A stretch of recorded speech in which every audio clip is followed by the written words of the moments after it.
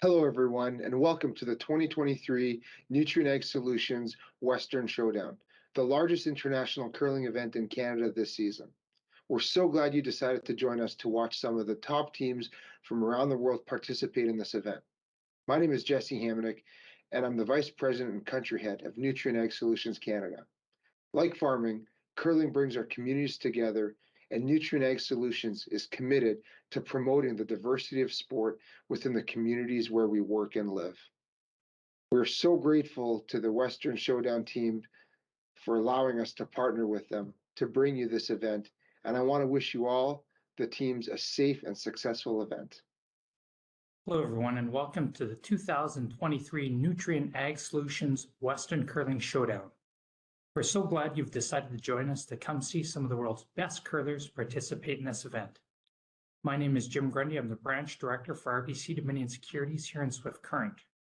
Our branch is not only a huge fan and support of curling in our community, we're also proud to support the 2023 Nutrien Ag Solutions Western Curling Showdown, as RBC is committed to working with our community to promote and celebrate vibrancy in sport in the community in which we live. Thank you to everyone on the organizing committee for putting this great event together, and on behalf of RBC Dominion Securities, enjoy the tournament.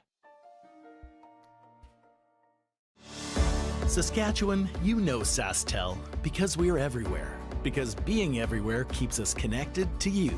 With SaskTel sponsorships, we get to be part of your community. We're here with you, and we're here for you. It's easy to get started. All you need to do is apply. SaskTel cares. Always has, always will. To apply for sponsorship, visit sastel.com/sponsorships.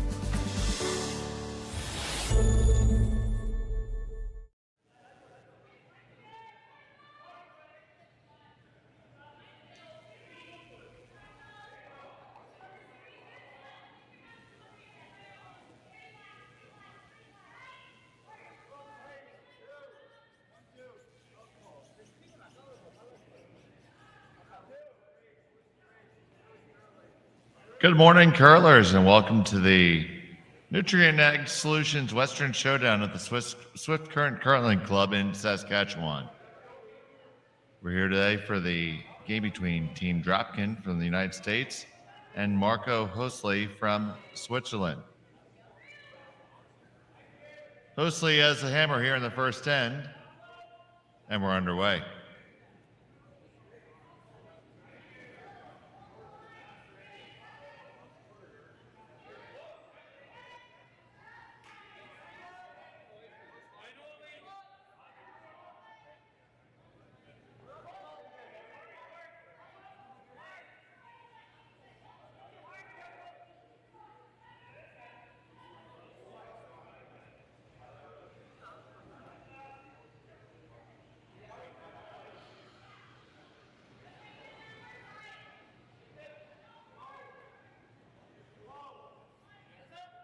Gonna draw the second one in here.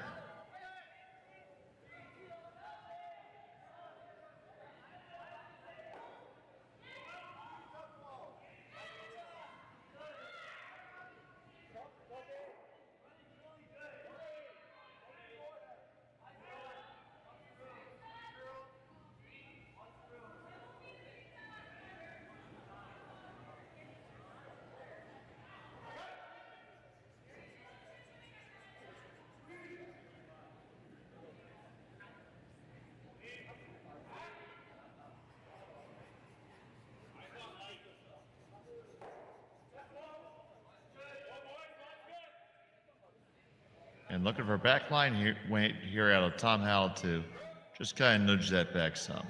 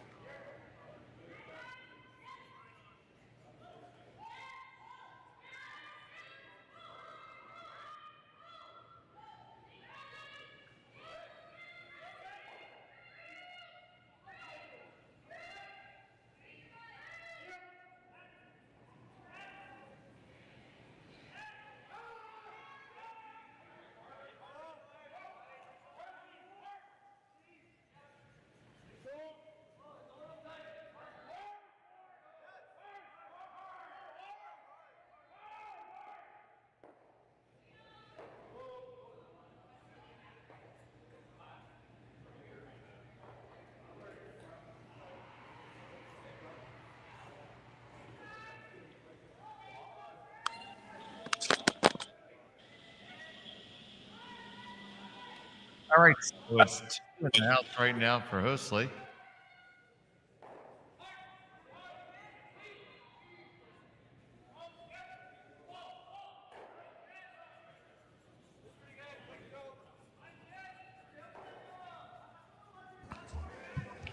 Great shot there, down weight hit.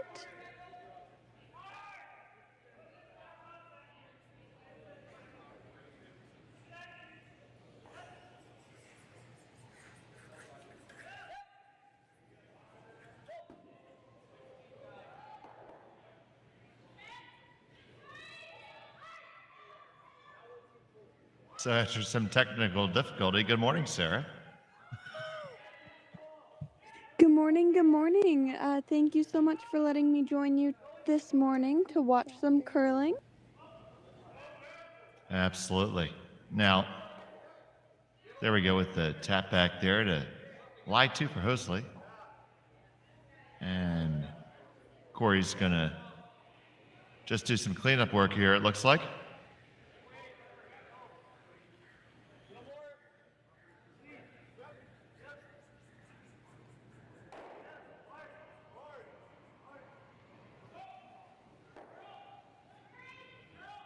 Andrew Stapera fires one down.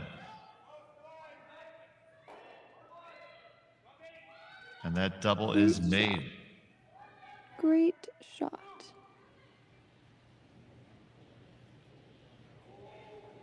So right now, Sarah, are you trying to still manufacture some points or look for the blank here? I think at this point I'd be looking, get this double, probably try to blank, in my opinion. But I know a lot of teams do like to be aggressive in the first end and look for those points right away. What about yourself? Well, it looks like we have our answer from them. I think it differs a lot different for us as club curlers as opposed to people at this level, although it did leave a Dropkin stone hanging just there on the back side. Yeah, and it doesn't look like that top red one is in either. So now it's a great opportunity for Korey Dropkin to put the force on here.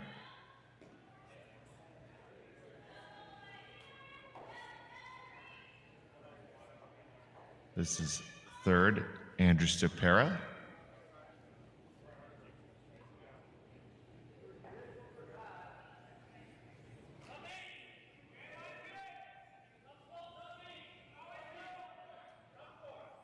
Andrew originally from the Schenectady Curling Club in New York.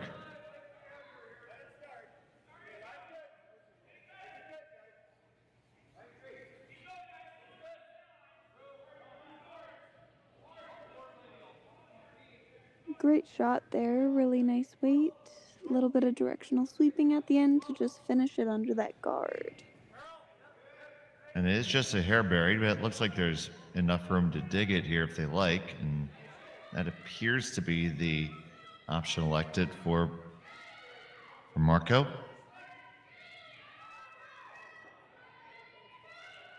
Yeah, with this much curl that we've been seeing, I think it's pretty easy for them to make those, lightweight taps / hits around guards. And I say easy with a little smile because I don't know if I would think that's easy, but they definitely make it look easy. It's a shot I probably would take on myself, but I tend to throw a very, very lazy handle, so it gets a little bit easier. Totally fair. Great tap there. It does leave 2 yellows in the rings. Red is, probably half buried there. And the angles are favorable to jam onto the Yellowstone with a hit here. So that's something you really have to take a look for. Might be inclined to take on a little downweight tap back shot again. Absolutely. And you just saw it too, so.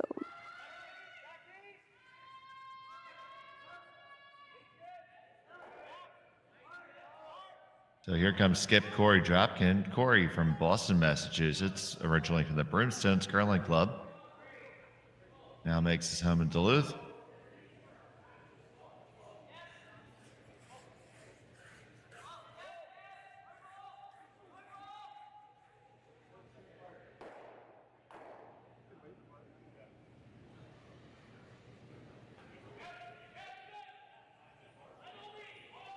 Tom Howell and Mark Fenner on the brush.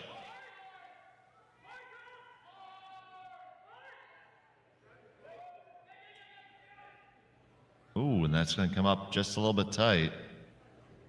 Open things up here.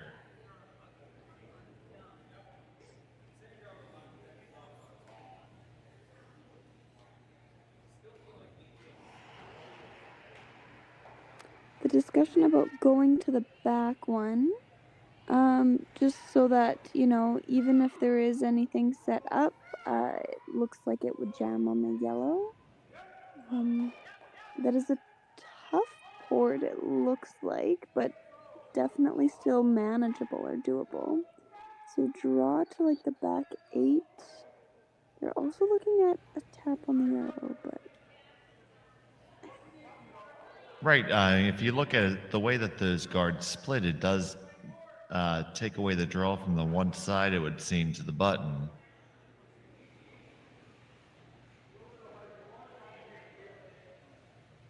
This is going with the whole best guard is lying 2 strategy. absolutely. And I also think that if they do make this draw close to the back yellow, even if a hit was made on the top red, they might still be shot in the back with their red. But I would need to see the rings closer to know that for sure. I'm just kind of going by that overhead that we had. So here's Marco Hoesli with his first.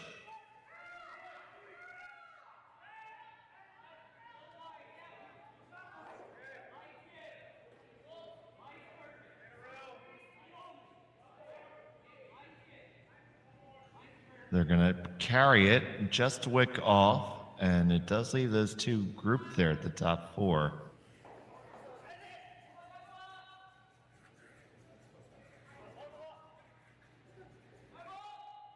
I think you just clear them off here and take the force.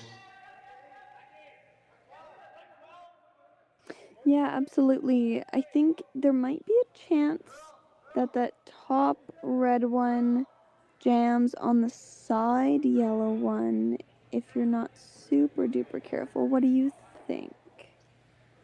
I think it makes it over the top, but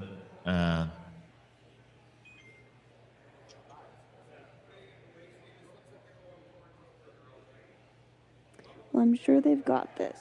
So excited to see how it all turns out.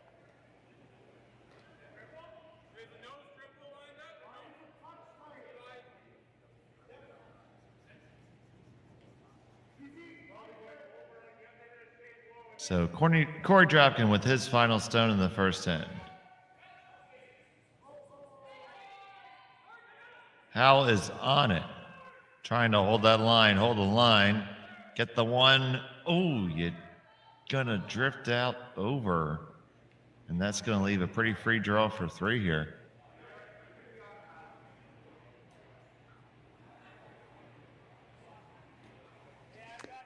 How the ends just change so quickly from one shot to another. It's really that's what makes curling so interesting to watch, I think.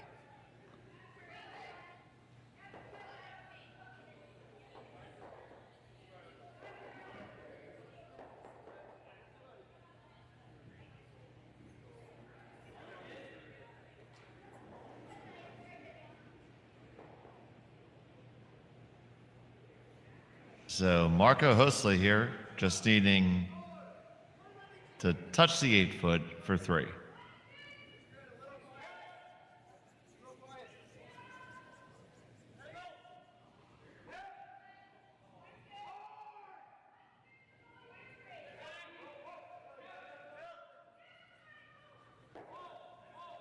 And that shot is made nicely. It will be a score of 3.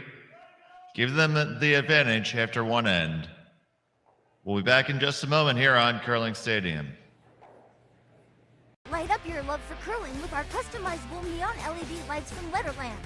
Choose your new neon mixed doubles partner or make a statement with a neon curling rock in your window. Also actual Letterlands. Use discount code WHOA for 15% off. Only at Letterlands.com. We asked Saskatchewan what they know about 5G. More speed, more innovation. It's gonna make our lives a whole heck of a lot easier. This is what 5G looks like. Better, faster. Sounds like one more G. Sounds pretty good. I don't know what it means.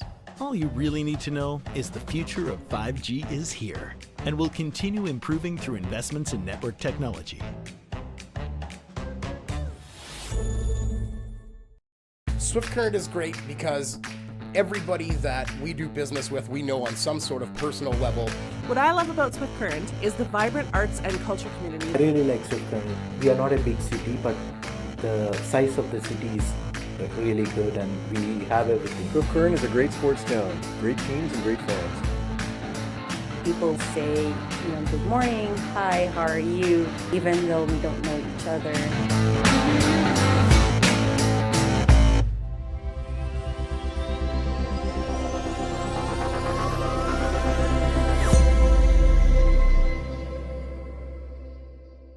So with the impact to my business and income, will this delay my retirement? I know you're worried, Marshall, but based on the original plan we came up with, you're only about 6 months behind. I thought it would be years, not months. You should feel good. Remember, you've got a plan.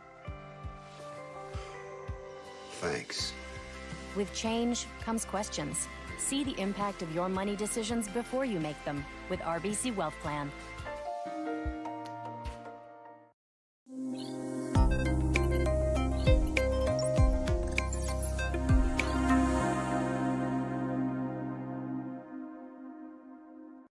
Sounds like a good. And we're back here from Swift Current, Saskatchewan. It's Korey Dropkin now with the hammer, trailing by 3. So we were just mentioning a break how close these two teams are in the world rankings, Sarah. Absolutely. I think based on the curling zone scores that I saw, it was 22nd and 23rd based on points. So close in terms of ranking. I'm sure it's going to be a really great game.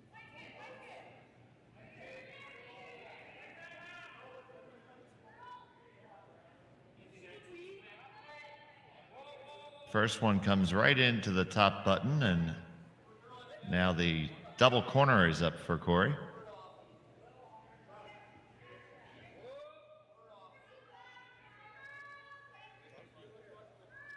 Korey does sweep in the vast majority of his games whilst spieling.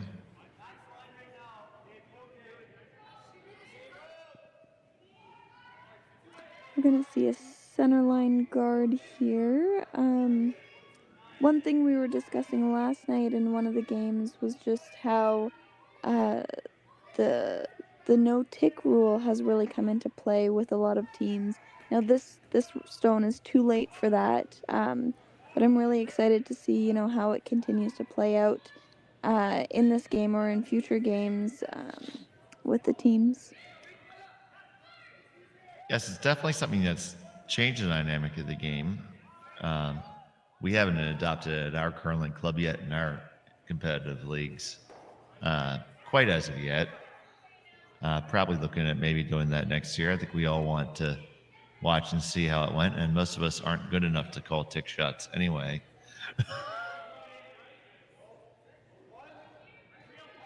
I chaired a bond spiel and they asked me about the no tick rule. I said, no. You're free to miss as many tick shots as you like.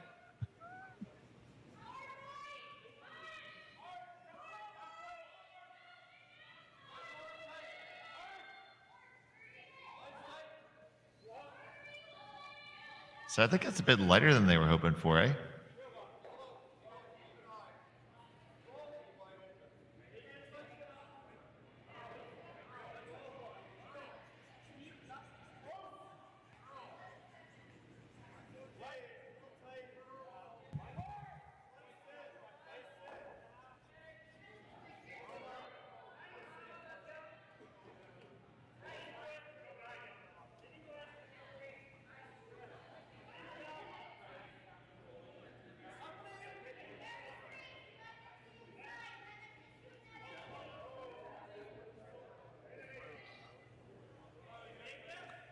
Now we have those reds well guarded in the house. Kind of Christmas treed up. They're going to go to do the double peel here first.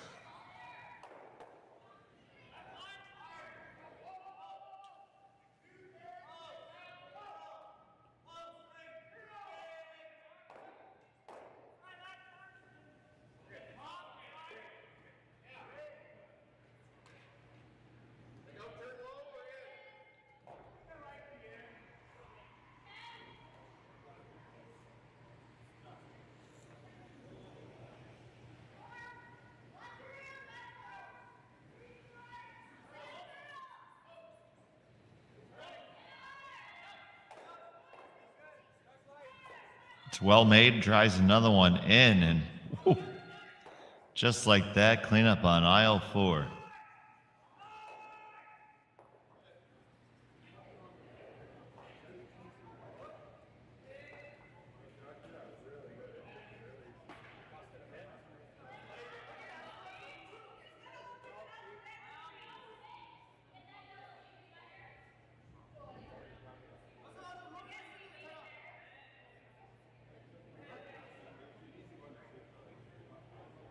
Now Hoesli calling for that guard to come right back.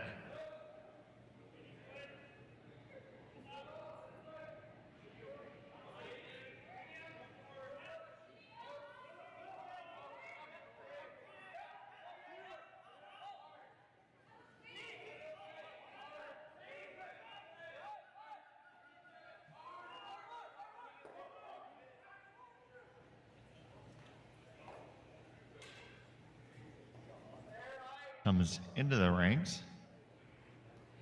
They're going to try to dig this out and sit right there and sit shot under cover. Looking at backline weight.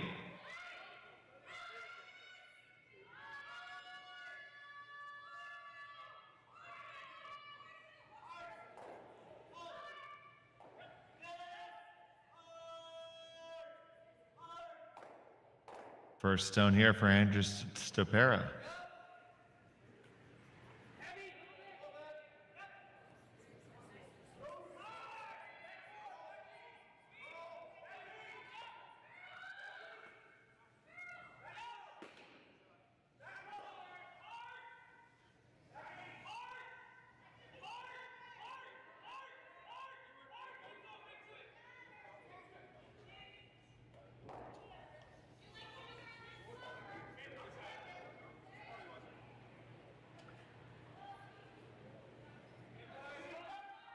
It taps it back, but it is still red as shut.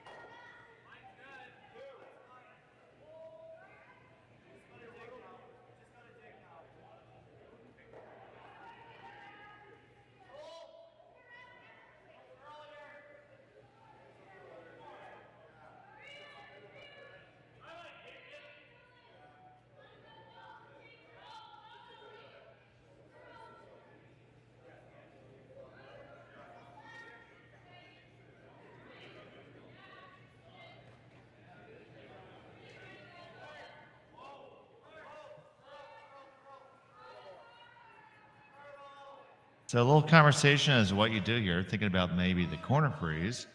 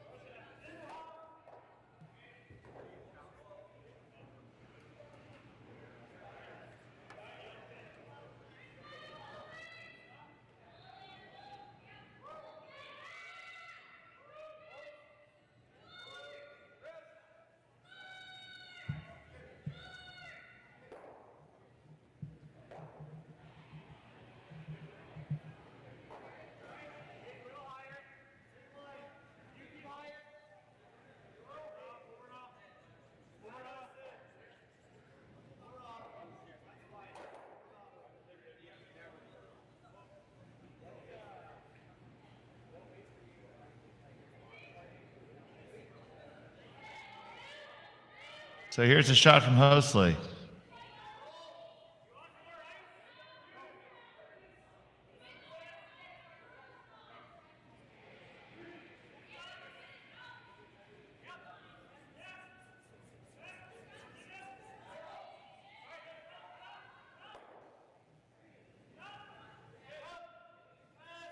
And that's going to come up as guarding the path to those stones and corner hooking the top guard.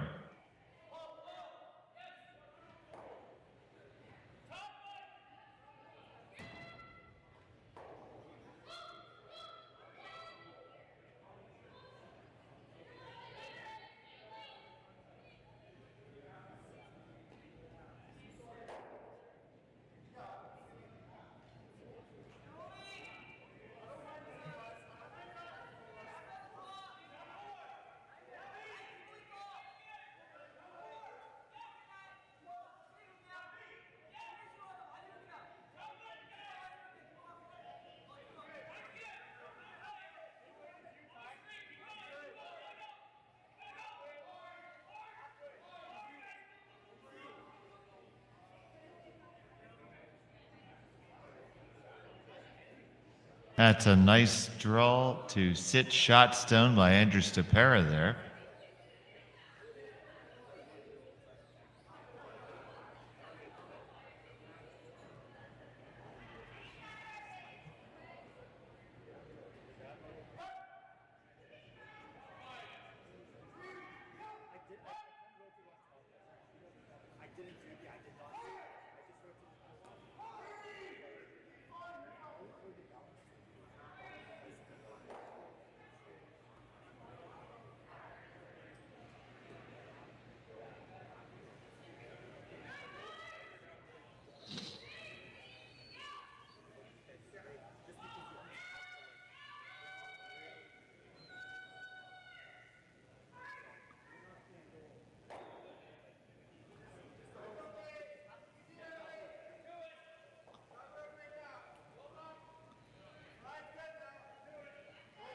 So it's Dropkin sitting the one stone. Marco Hoesli trying to figure out the best way to get in there.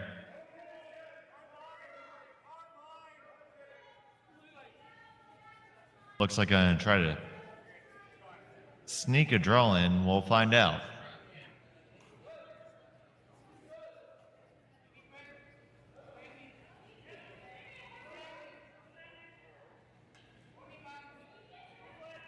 The weight looks pretty close. They're on it now hard.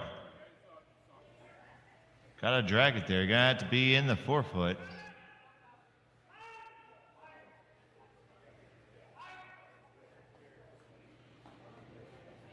And that's gonna be right there sitting third. So it's a very lonely rock for Korey Dropkin sitting on the 4-foot with the hammer here in the second. The pressure is certainly being applied by Marco Hoesli.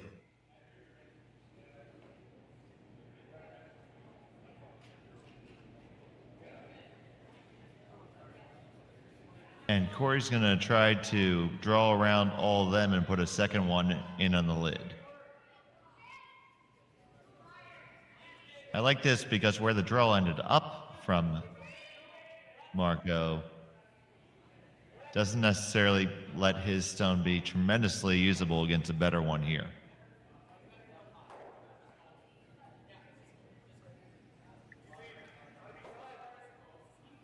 Hi Dave, I'm joining you again here. I'm not sure if the audio's coming in. I got you now. Perfect. It looks like we've got a good end here, so excited to see where this third last stone goes.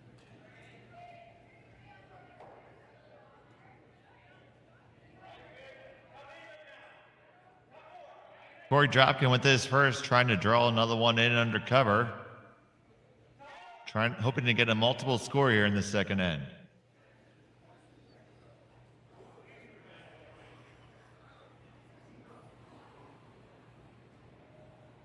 Looks to be just a shade light. And did that set up a little shot for Hoesli here, or is a draw better the course? Kind of looks like they're going for that draw. But we've seen so much swing in the ice so far. I don't know if that ice what's what the main call is. Oh, from there too. Yeah, it doesn't look like either team is really 100% dialed in on the weight yet at this point. It is the first time this way.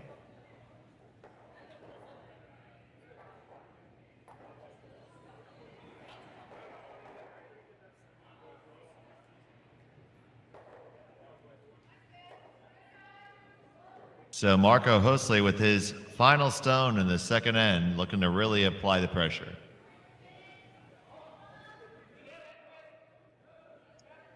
Some great brushing here to keep it straight.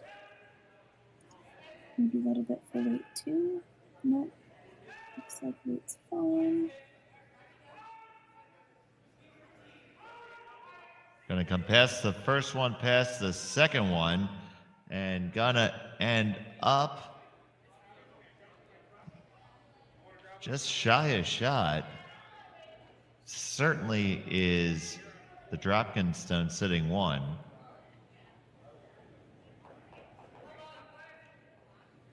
And how do you get in there for two?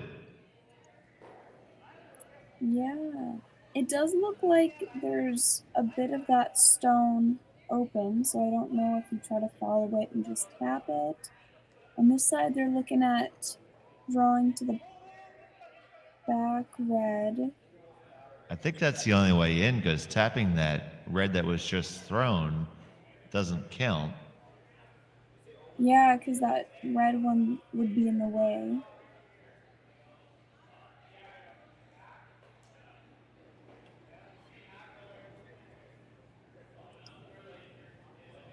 I think that's the same with the double tap. You'd be in a situation where that back red one's out counting it too.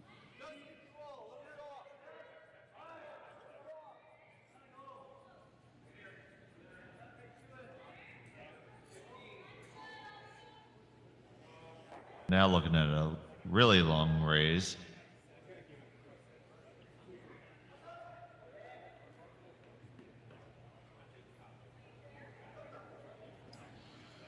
This would be just looking to jam it on that back red. Yep.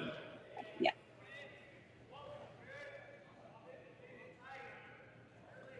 Certainly want to make sure you make it. If you, there's a possibility if you were to hang it out there just a touch, you would give your opponent a deuce.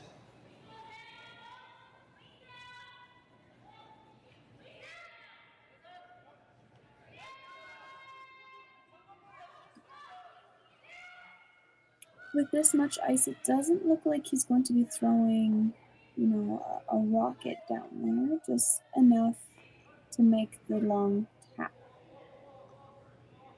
So here we go. Korey Dropkin, final shot, second end. Tom Howell's on it right away. On and off, generally a good sign. Now a little bit less interested.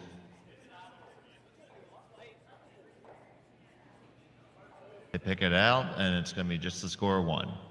So Dropkin gets one here in the second. Hoesli is up by two. We'll be back on Curling Stadium.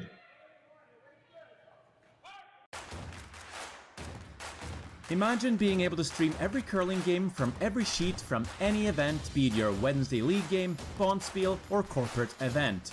Curling Stadium offers an all-inclusive streaming solution featuring high-quality cameras, ease of use, great reliability, and minimal installation. Offering your sponsors customizable ad space on your streamed curling games and being able to sell video packages to your corporate events for increased revenue.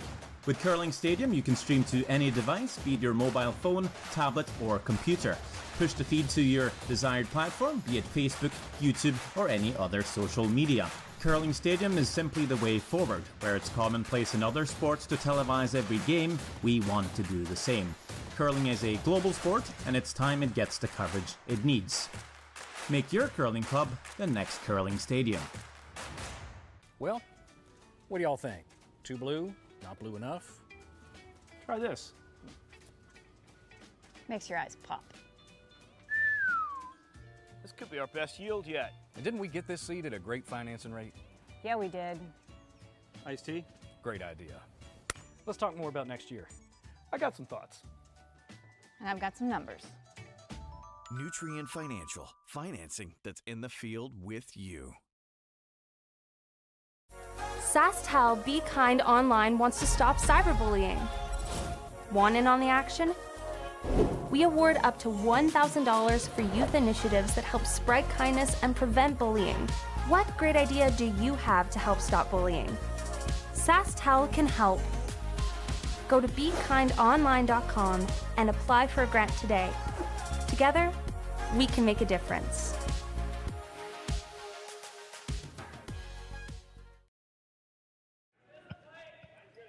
And we are back.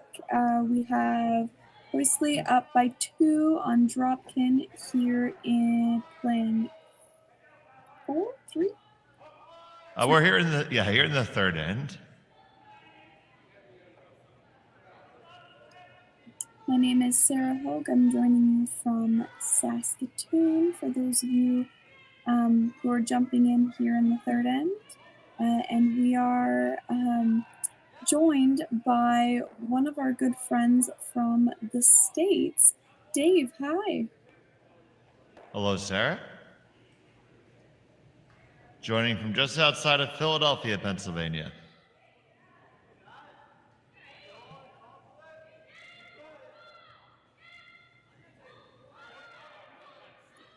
What's the weather like there today? Oh, it's brisk, probably about 35 Fahrenheit here. 31 and cloudy, so 0.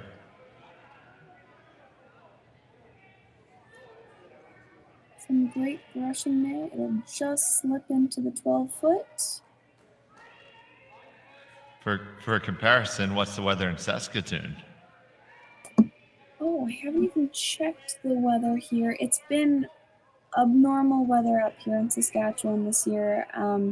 We pretty much don't have any snow, and it rained yesterday, which not normal for our province.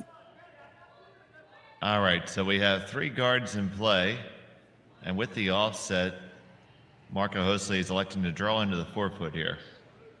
So here's the second stone from lead Justin Hauscher.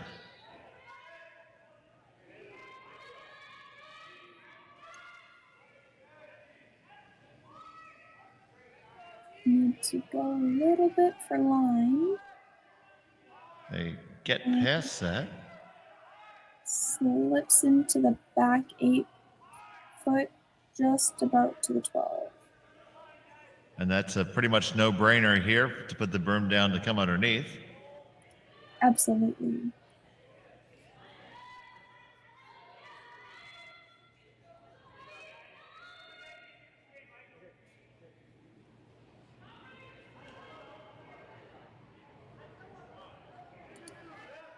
We're in seconds, first stones here. Yep, Mark Fenner has delivered it, and we have Tom and Korey brushing.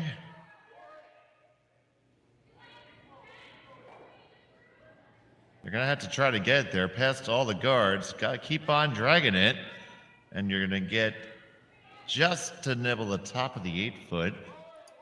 Red is still shot here, and it looks like they're opting to play for that red guard. Or, no, they're looking. Yep. I think we're going between clean up and get messy. We're cleaning up. Absolutely, absolutely. So yeah, they'll look to play red onto yellow here from their guards.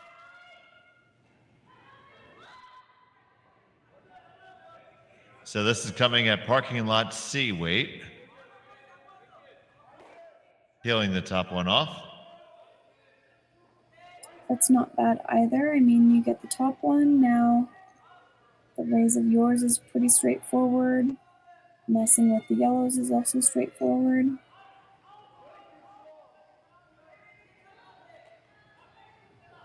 They're going to try and make that draw again, but better. I think they may have signaled for the guard. Are they drawing here? Or are they just guarding? Not too sure.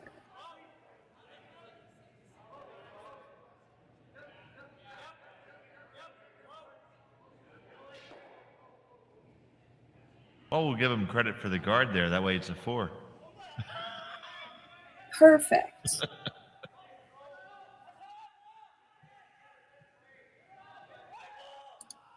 It also takes away that angle on the yellow, on the red yellow. So basically having to peel this one, they might be able to get it where they catch their own red and it goes straight back, but the call was for the top one.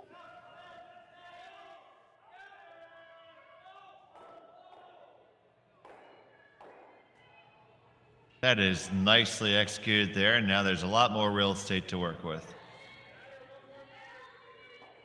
Absolutely, that was really well made.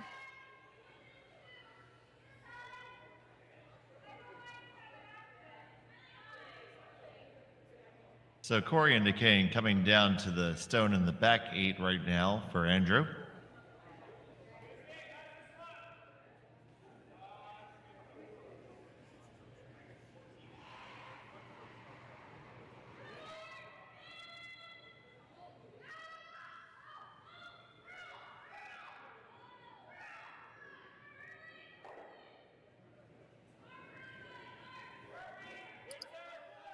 Some good brushing here.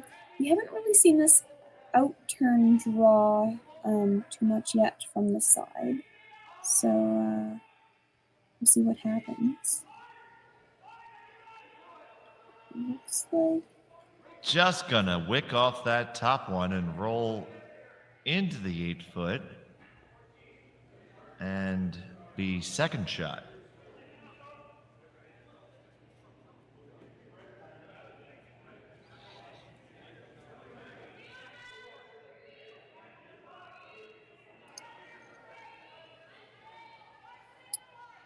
Alright, so they're between 2 shots here, either the double, potential triple, or just taking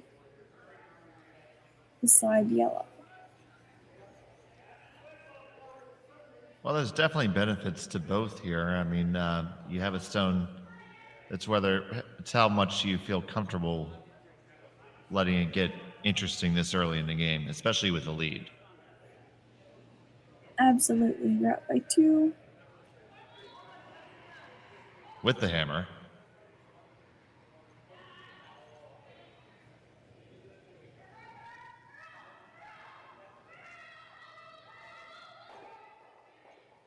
So here's Philip with his first. Some directional sweeping to get that curl. And he just gets the back one, but it does make it so that those yellows are further apart.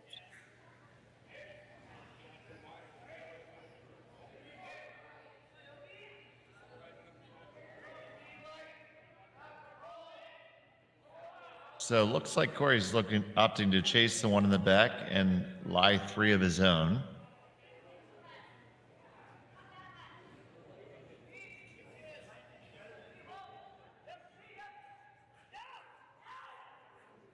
The stone coming on the way from Stapera. His aunt and uncle asked me to give them a shout out, so hello, Sue and Bill. Fantastic.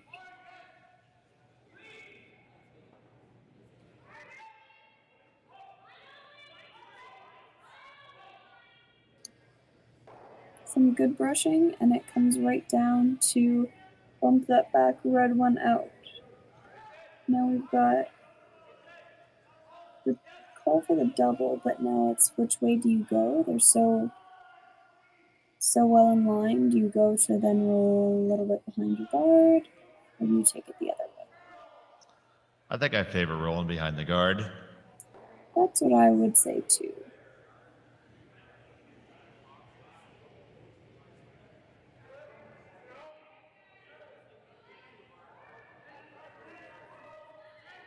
Trying to work it over just a touch to get there. It's gonna sneak over the top. They are still second shot, but it doesn't look like for long if the call is to hit that one. Yeah, it was Corey's first tap was the stone, and that's gonna be the call. He's gonna do that and try to, should be able to roll underneath the guard and sit shot himself. Absolutely, with that down weight, it does curl quite a bit here in Swift Current, so get a little flop over under the guard and you'd be sitting 3. Oh, the game's a lot more fun when the stones curl. Absolutely.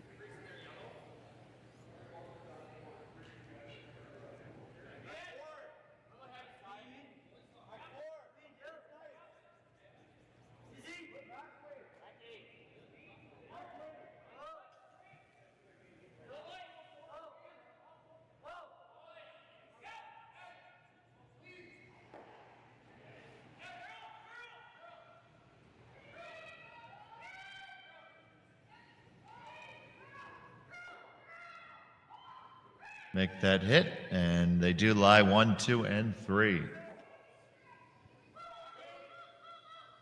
So the call here to corner freeze or to kind of just cozy up to that side yellow one would be more of like a setup for potentially 2.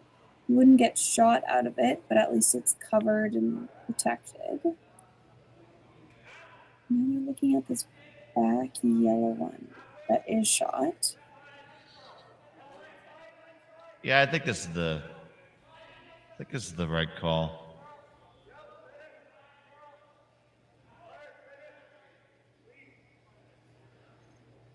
Yeah, go for the protection of that guard, but also of that side yellow one, and then hopefully have a shot to generate 2 here. Even if it's just 1, you're already up by 2. Absolutely, and you don't want to do anything that's going to endanger your opportunity to score your 1 here and move on. Absolutely.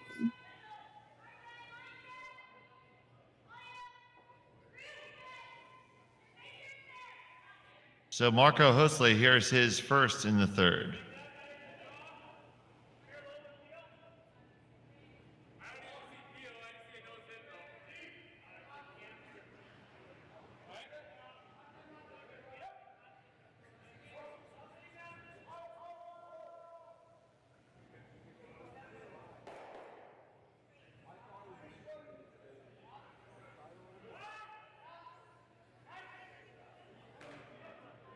And they brush that nicely and do make second shot out of it.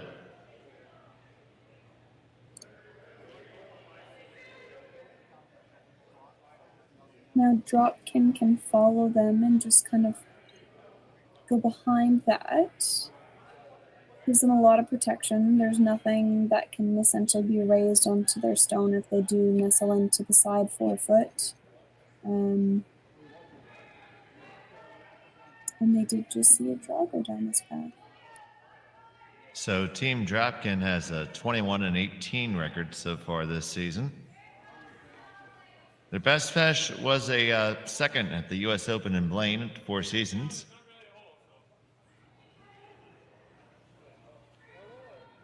Team Hoesli 29-21. They were winners of the Oslo Cup this September.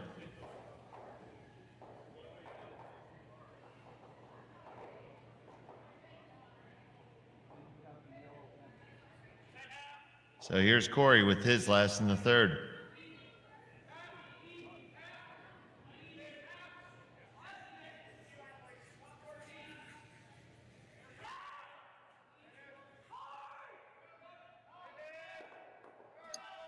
Some good brushing here from the sweepers. Looks like needing the weight and the curl. He You want to get under there and make it as hard as you can for your opponent. Absolutely. And we're sitting there. They are sitting shut, but it looks like there's the hit or the draw available. I think even the draw down to the back one is good in this instance.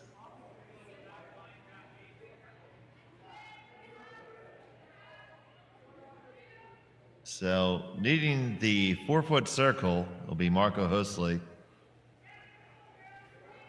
trying to get his single here in the fourth end. Yeah, you know, if you're a team that's really, really needing points, you could always go for that yellow one, you know, maybe get 2. But in this situation, it's just too tricky. If you happen to overcurl, now you're giving your opponent 1. So taking the 1, being up by a couple, being up by 3 and playing 4, it's a really good spot to be in.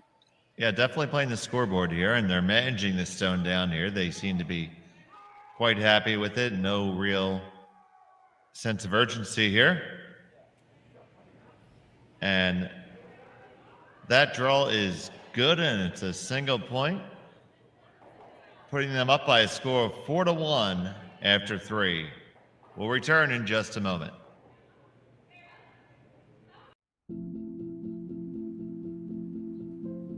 I've been farming on my own right for 40 years now, I think. It's a very wholesome enterprise.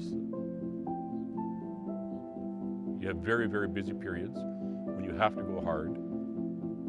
So many of our windows are so tight that you just can't afford to miss a couple days of seeding. When a producer places their trust in us, that when it's time for them to be able to make their living, we're going to be there. That's a tremendous responsibility that is not a one-day-a-year thing, right? In order to actually deliver on that, you have to build your processes and you have to build your team and you have to have a mindset of operational excellence, because there's a lot of things that can go wrong. And it's our job to make sure that they don't go wrong. Or if they do go wrong, that we can fix it before it affects our customer.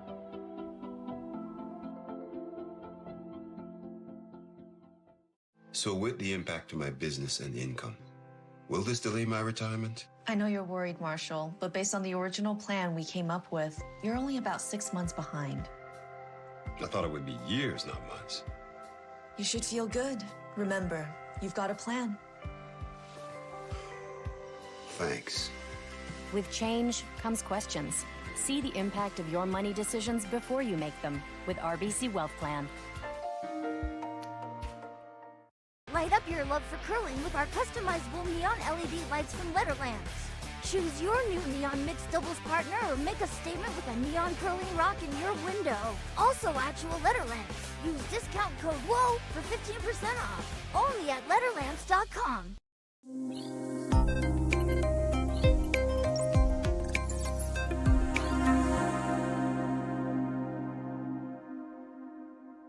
Every time. And we're back here in the fourth end from the Western Showdown at the Swift Current Curling Club in Saskatchewan. I'm Dave Schmel, joined by Sarah Hoog, and we are watching Hoesli versus Dropkin so far, and we've had a good start so far. We really have.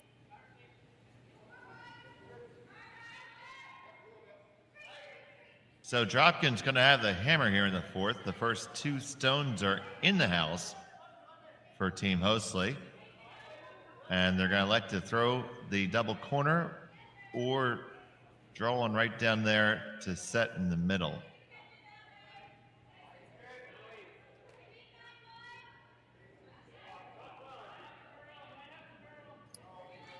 Looks like they're electing for the double corner. Yeah, it's really interesting to see how teams play out the double corner. I know with the 5 rock rule, a lot of teams were opting to play the double corner on the same side. But now, from what I'm seeing, a lot of teams are reverting back to the double corner, one on each side. I'm not sure if you have a preference or if you've seen a preference in it, but I do think it's really interesting how these little teeny tiny rule changes really make strategy calls a little bit different as the game progresses. Well, I, for one, Sarah, do prefer the double corner on the same side, but I'm not playing at the same level as these gentlemen. At our level, even our competitively, we're thrilled to set up both guards and draw under them once, let alone twice. Agreed. Same here. Same here.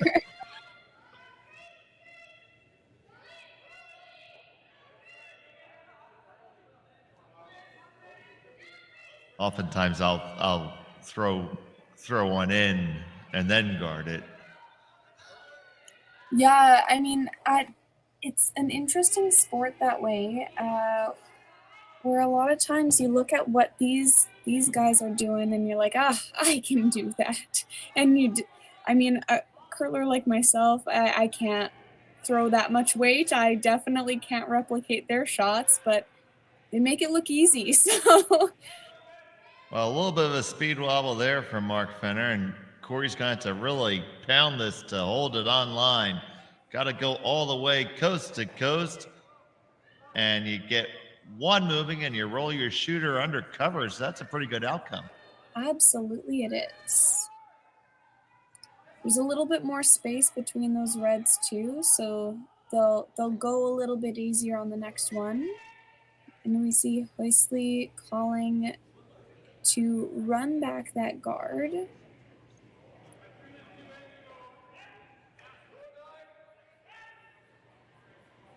Simon Glore trying to make that shot right now.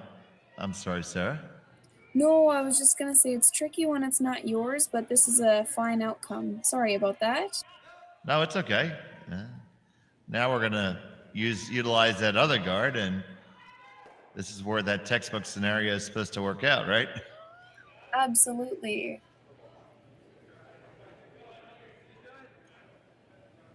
Yeah, I think now that those rocks in the center are unlocked, they can kind of ignore them for a few stones here.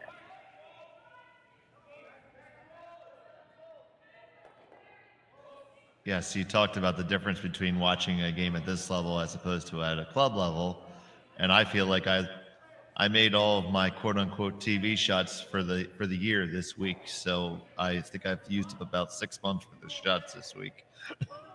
Oh gosh.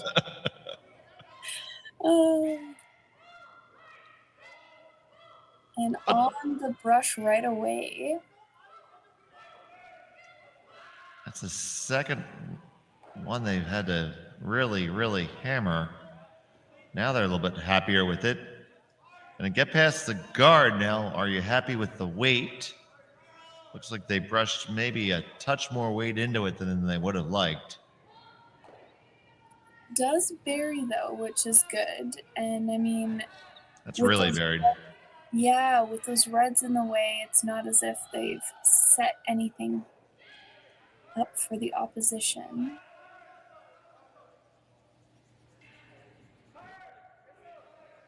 That little hit and roll isn't bad, but you know your opposition is going to go for those reds. So would you play to like freeze it, or would you play to tap it? Like hit and roll the freeze, or hit and roll the tap? Yeah, you definitely want to make sure you protect your lead here. Absolutely.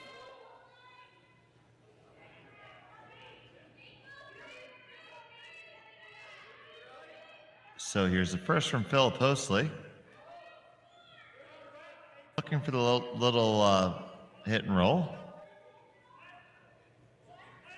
Nice easy weight. Now trying to work it over just a touch. And that is well made.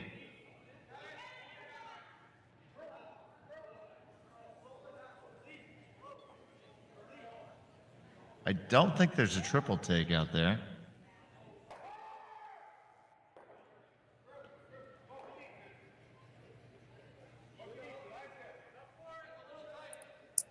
No, I think on maybe like arena rocks you might be able to get a triple there, but then you're also running the risk of jamming your yellow too. So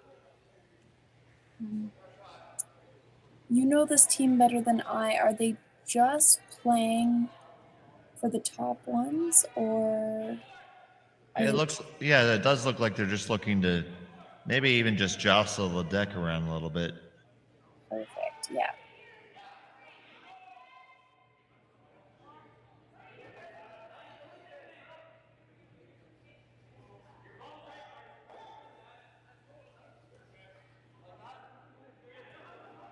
See, I think that was pretty much the intention there. Yeah, that was a wonderful shot.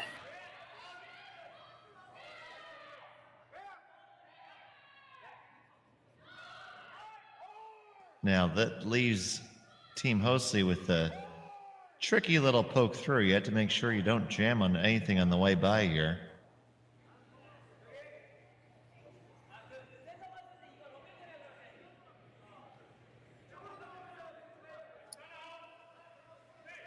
Some good rotation on this stone.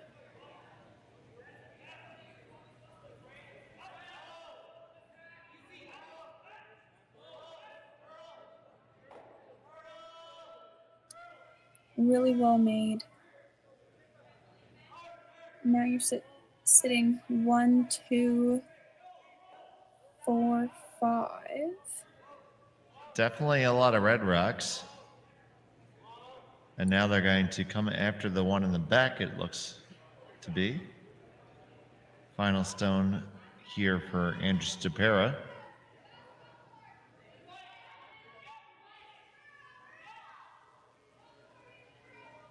Tom Howell holding this out right from the get-go. There's a good heavy clean.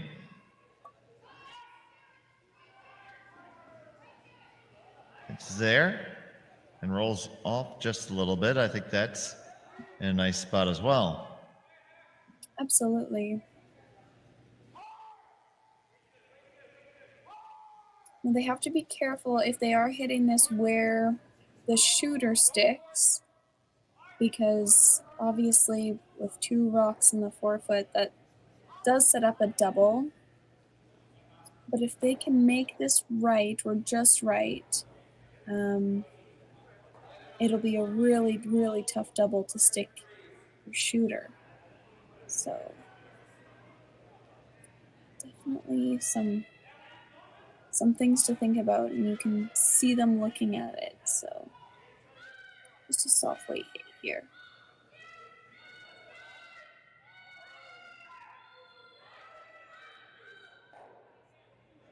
So Marco's in the hack, and his first is away here in the 4th.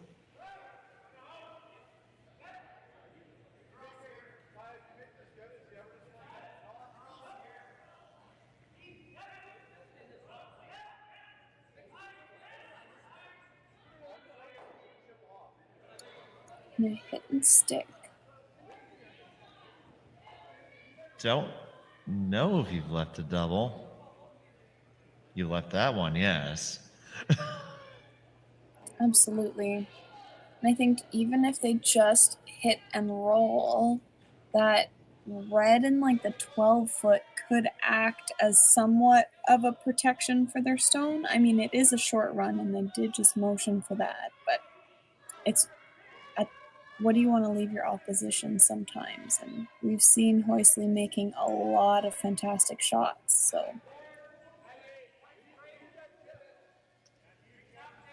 I assume the counter shot would be to draw and resplit, but wait to see exactly where this ends up finishing. Got to make this one first. Absolutely.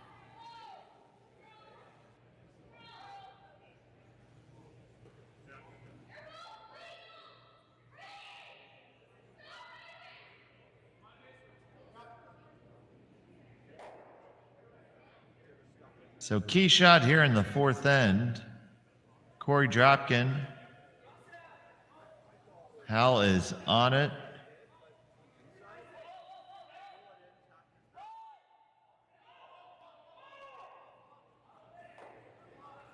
Ooh, that is a nicely made stone. Fantastic stone.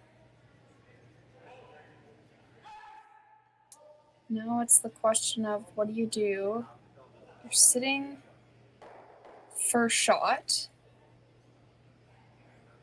You're sitting 2 and 3. Do you make that short little run? Do you ever get really aggressive and freeze down to the one on the right as we're looking at it? Well, Literally was just thinking that, but I wonder if that's you and I talking versus these teams with their shots talking. I feel like the draw is a very, like, you play that, now you're sitting 1-2. But then this, on the other hand, it is just a nose hit / just off nose. So this is certainly a don't give up 3 shot. exactly, yeah. So it's what you're comfortable with or what the thrower is comfortable with, I think. But I agree with you that draw is very tempting. All right, so we're sweeping to curl here.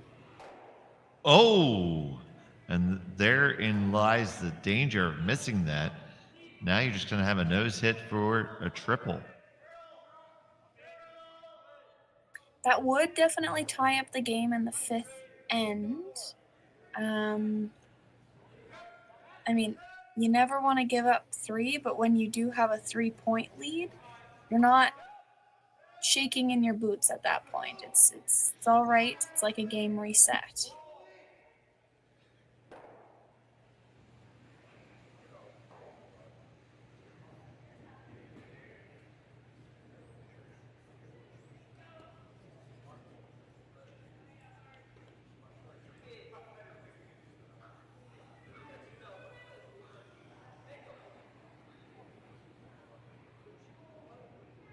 So here's Korey Dropkin looking for the hit and stick to score 3 and tie it up. Nice, easy, clean with a little sweep now. And really well made. There you go, and it is a score of 3, and we will start all over after 4 in just a moment.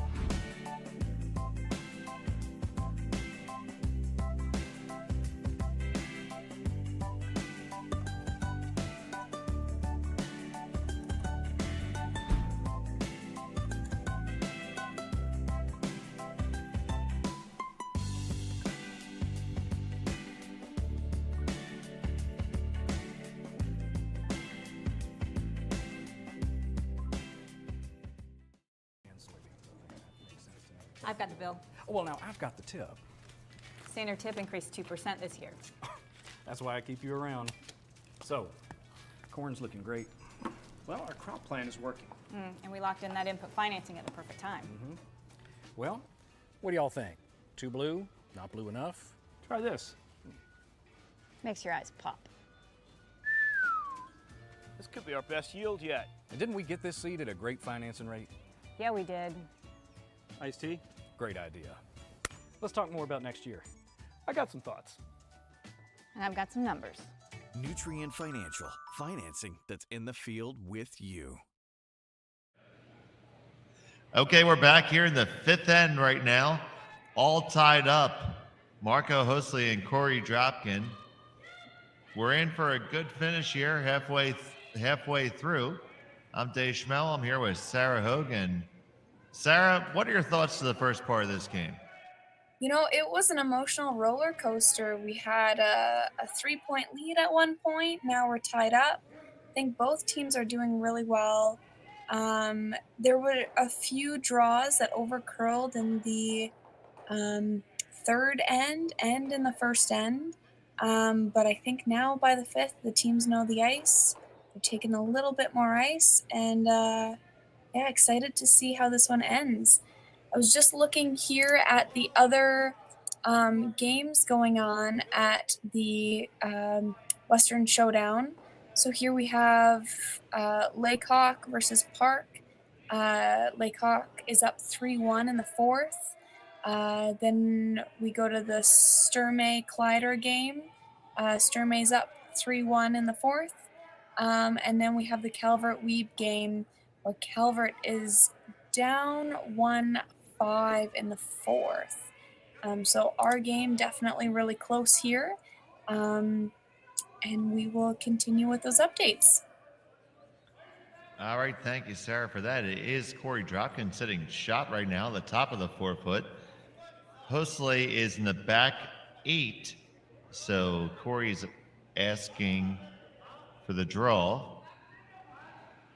And Stapera holds the broom for Team Dropkin. Very much a collaborative effort between Andrew and Korey.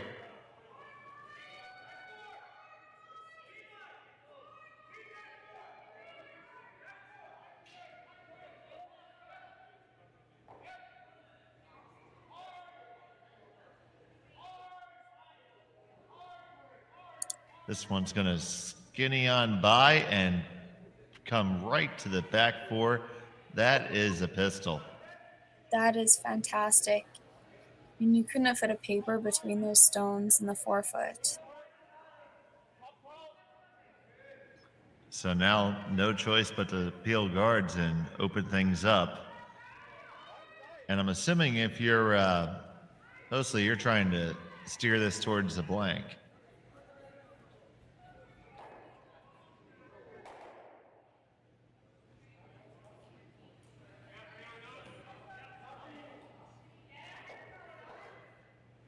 Peel made, guard coming right back.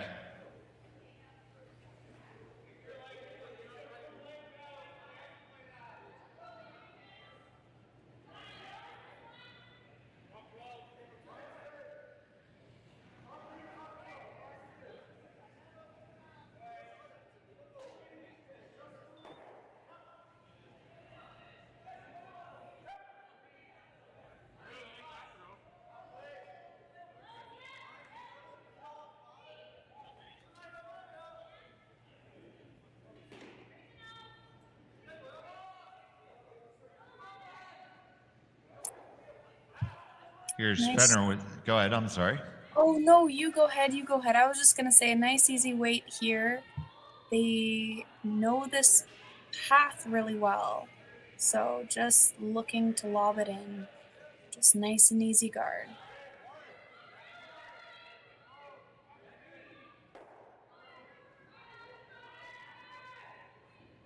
Might be just a hair tighter than they would have liked, but they're going to take a run at removing at least 2 of these here.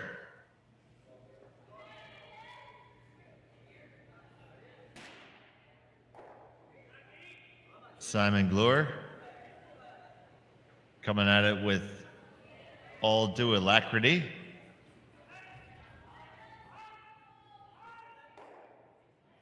It's one and just shoots by the top. So it looks like we're going to lather, rinse, and repeat, maybe? Yes.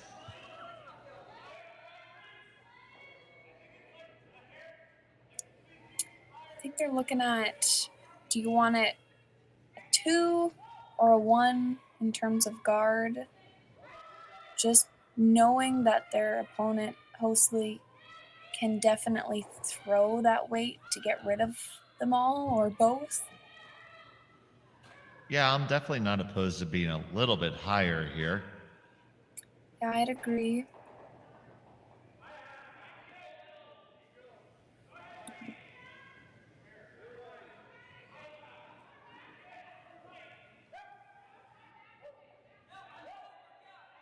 this will be in that 1 range. Just the top of our picture here.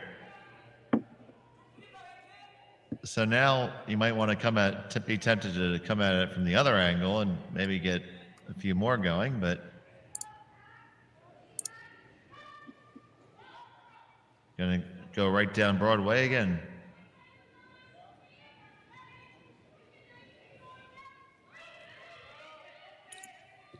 With this peel, I mean, they can get both of them 2 different ways. I mean, hit a little bit more of the top one and it just comes off easy. Hit a little bit less and they might actually be able to pitch the middle yellow back into the rings to move things around too, and we'll see. Yep. Fire it off, and 1, 2, and 3 of them go away. That really moved around the furniture there. That was fantastic. And back to the old guard train for Team Dropkin.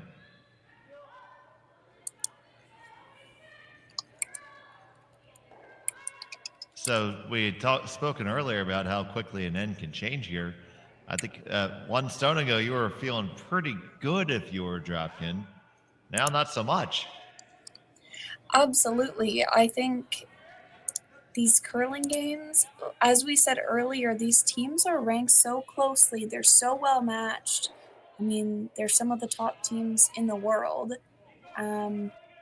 So these games can swing really, really quickly when both teams are just tossing, well, shots like that where 1, 2, 3 and they're gone, or you know, you need to replace a stone and you walk it down there. So yeah, it's really great curling. And now it looks like we're trying to get rid of everything.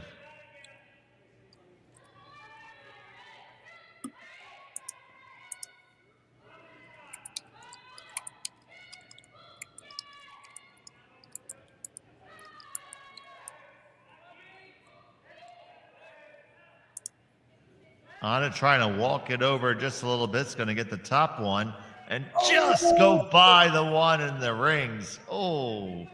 And they leave their shooter there as a guard.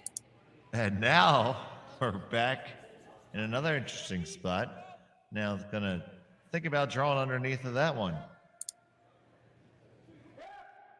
And this might be interesting because that guard that was left is just long enough that that's surely not a cinch run back.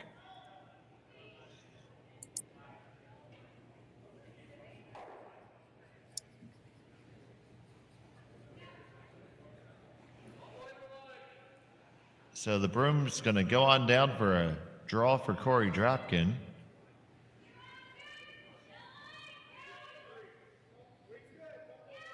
His team of the, quote, Young Bucks.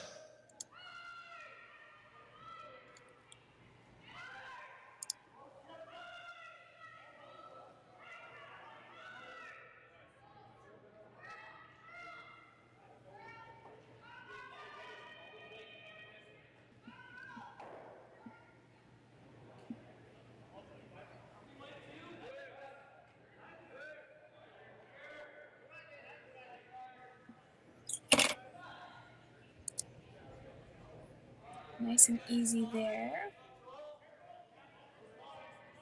We've seen quite a few out turns this way, so they know the ice really well.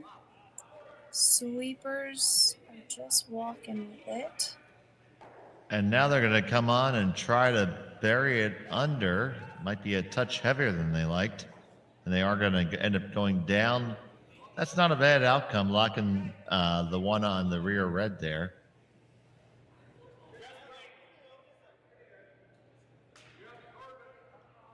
So, Sarah, what's the call if you had to have your wish? Oh, goodness. If I am Hoesli, I think I might just be freezing here. I mean, you definitely want to count. You maybe want to take... You want to take your 2, but I have to count at least one because there's no blank here. Unless I guess you... I think the blank went by the wayside. I think you're correct there. Honestly, I don't mind the freeze. It looks like they're playing for like a little tap. Oh, no, they're Ooh. the shot. I mean, if you can toss that weight, get rid of everything, you're looking fine. I just not 100% sure you're going to be able to get that back yellow to go, but we'll see. I'm interested. If I had popcorn, I would grab it.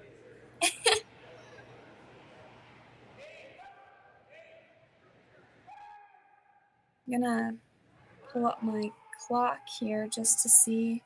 Not sure if we'll be able to time this, but I'm interested. Let's see what type of weight he throws.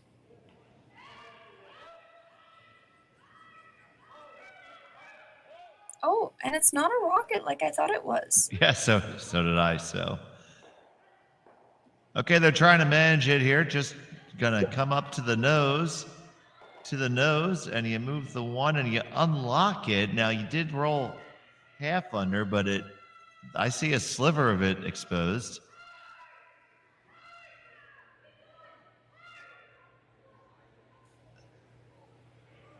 So it looks like Team Dropkin is going to try to pick that rock that was just thrown and lie 3.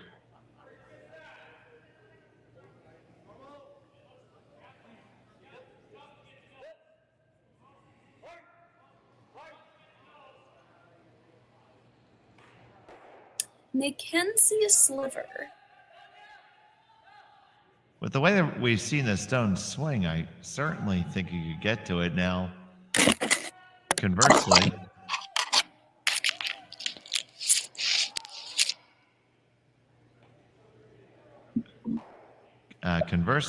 you could just lock one on there and try to elicit a steal, but I think the force is what you're really looking for. Absolutely. I think you force here in the 5th. You get hammer back for the 6th.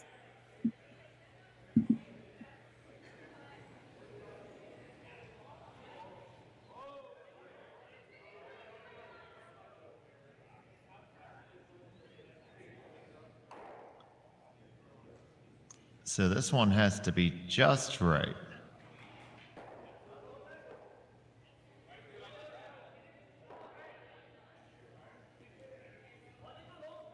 Korey Dropkin with his final in end number 5.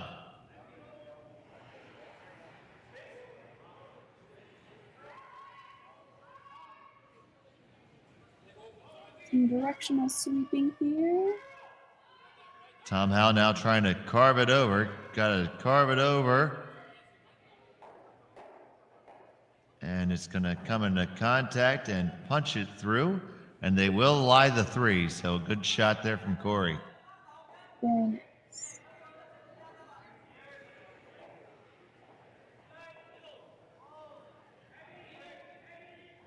Now, I'd look at just the nose hit, but they did signal to tap the side 2 as well.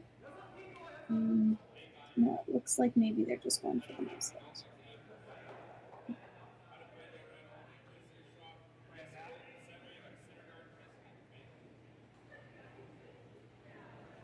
Don't know if that one in the rear is nibbling and all, but I don't think it matters too much. Unless they intend to throw a nut-so-crazy rocket shot here.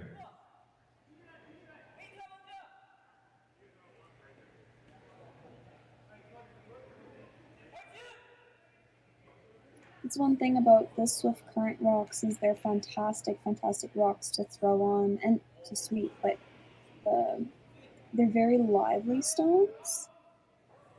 No, it looks like they're just going for the nose. Okay, sweet. And there you go, the hit and the stick. It looks like they might have been entertaining at least the idea of the triple, but didn't want to throw so much weight that they risked it, but it is the single point for Team Hoesli, and Dropkin will have the hammer in the sixth. We'll be back on Curling Stadium. Light up your love for curling with our customizable neon LED lights from Letterlands. Choose your new neon mixed doubles partner or make a statement with a neon curling rock in your window. Also actual Letterlands. Use discount code WHOA for 15% off. Only at Letterlands.com. We asked Saskatchewan what they know about 5G. More speed, more innovation. It's gonna make our lives a whole heck of a lot easier. This is what 5G looks like. Better, faster. Sounds like one more G. Sounds pretty good. I don't know what it means.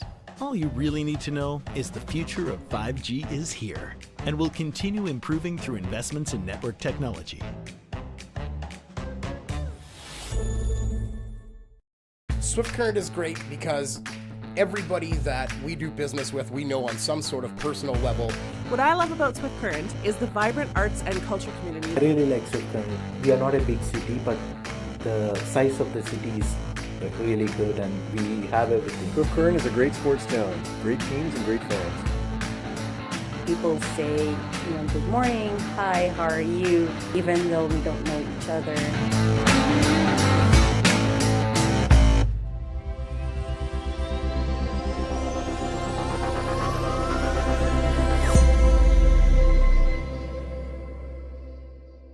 So with the impact to my business and income, will this delay my retirement? I know you're worried, Marshall, but based on the original plan we came up with, you're only about 6 months behind. I thought it would be years, not months. You should feel good. Remember, you've got a plan. Thanks. With change comes questions. See the impact of your money decisions before you make them with RBC Wealth Plan.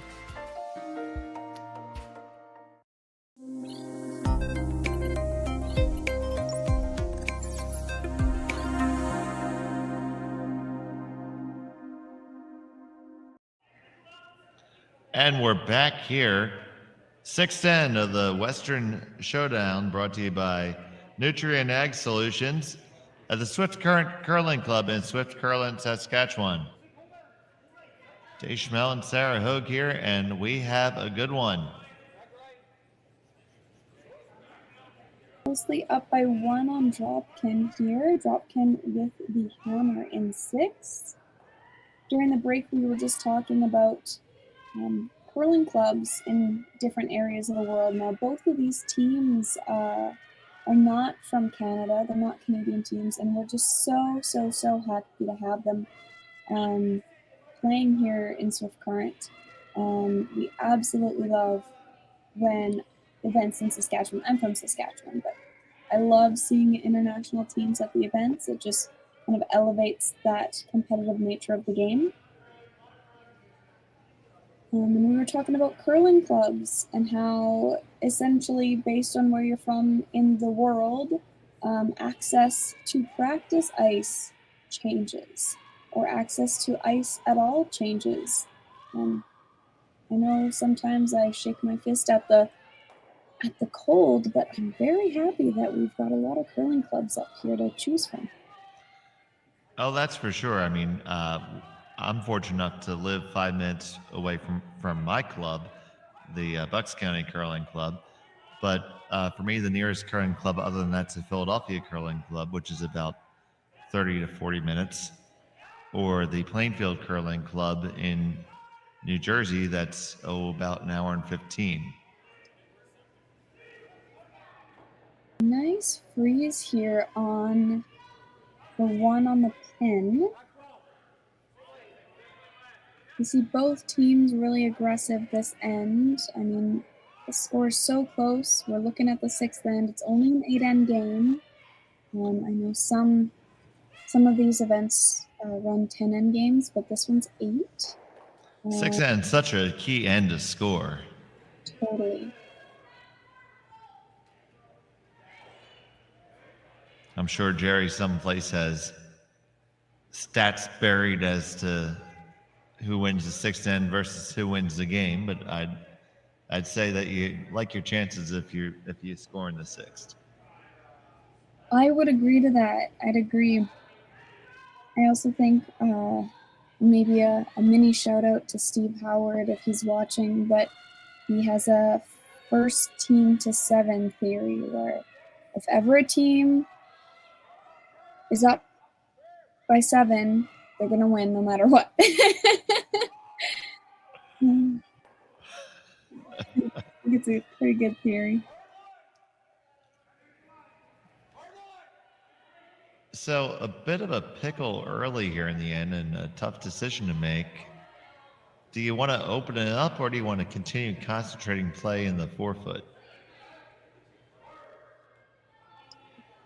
It's tough. I mean, you've got hammer. You want to count your 2 for sure, but you also don't want to give the opposition anything to play to either. Because if there's a steal, then there's a 2-point difference there. So it looks like the call here is to, with nice easy weight, move that center guard over and roll the shooter into the rings. A tricky shot for sure. But if you can make it, it's a fantastic shot. So we've got some sweep in here, and we'll see how it goes. Korey is on this. Gotta go hard. Are they gonna catch a little bit too much of it? They get it, and it's gonna spin over the rings.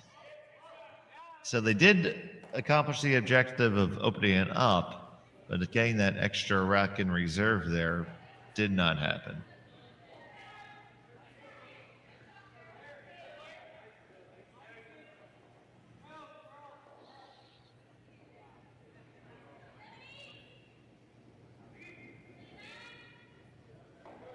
Looks like they're just going to be replacing that stone now.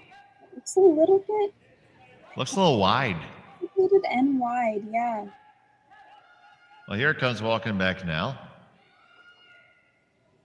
Finish it is going to end up probably just a touch tighter than they would have liked.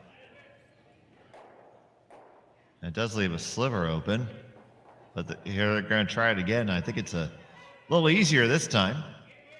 Absolutely. With it being just that foot or so tighter. And especially now because you can probably use the one you threw previously as a little bit of a catcher there. Absolutely.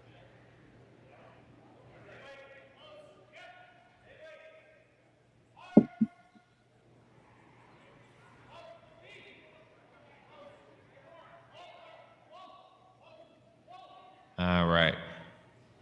Just trying to fine tune this rack to get the one, and that's going to slip underneath and out of the rings. Oh, what? Just corkscrew back. And it is sitting, where is that sitting? I think it's sitting in maybe 4th? Yeah, it looks like it's 4th. Wow, that's a big corkscrew back on. They're also not sure either. The signal was a handshake of, I don't know. So it's close. I swore that was off the sheet for sure. Sometimes you can just, cross your fingers, hope and pray, and it does spin back.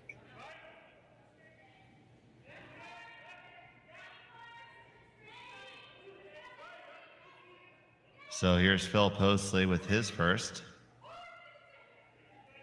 Putting the guard up again. This one is a bit higher. Now just got to work it over for line.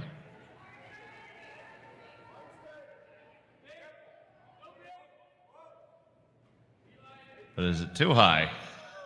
It looks to be quite high, and it doesn't look like it came over enough for them.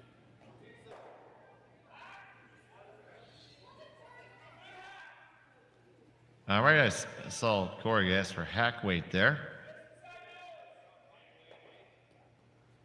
Now they're looking to get to the inside of it so that the angle stays good on that yellow-red. I don't think they can get rid of those stones. It's just to move it around. Just a little jostle shot, as we would say at our club.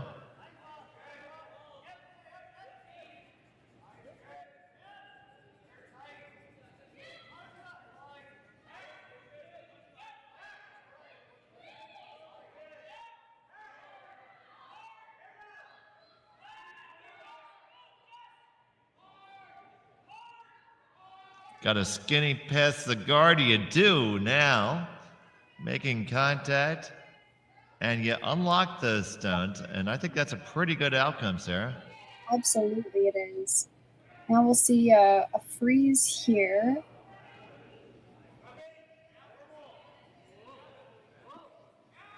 They're taking less ice than they have for this outturn. So I wonder if maybe it's like a freeze tap. Because it is Dropkin sitting shot right now. Now we're going to reconsider our option.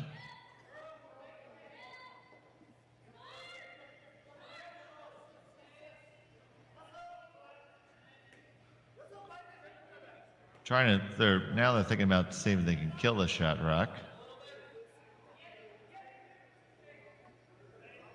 It looks like you can see maybe a quarter of that top one.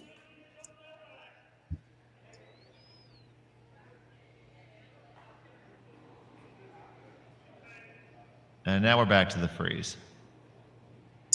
A touch more ice than before. So see how this one goes.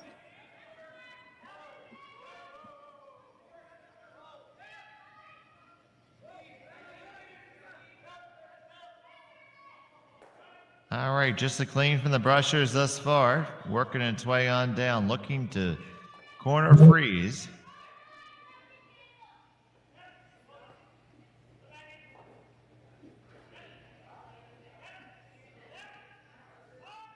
It's going to work its way into the rings and get right down to it. And the might have curled up just a hair too much. It looks pretty close to good. A really good shot though, and I mean to have weight precision like that, just to be able to essentially walk it down, that's fantastic. And now we're going to talk about it, and I think rightly so.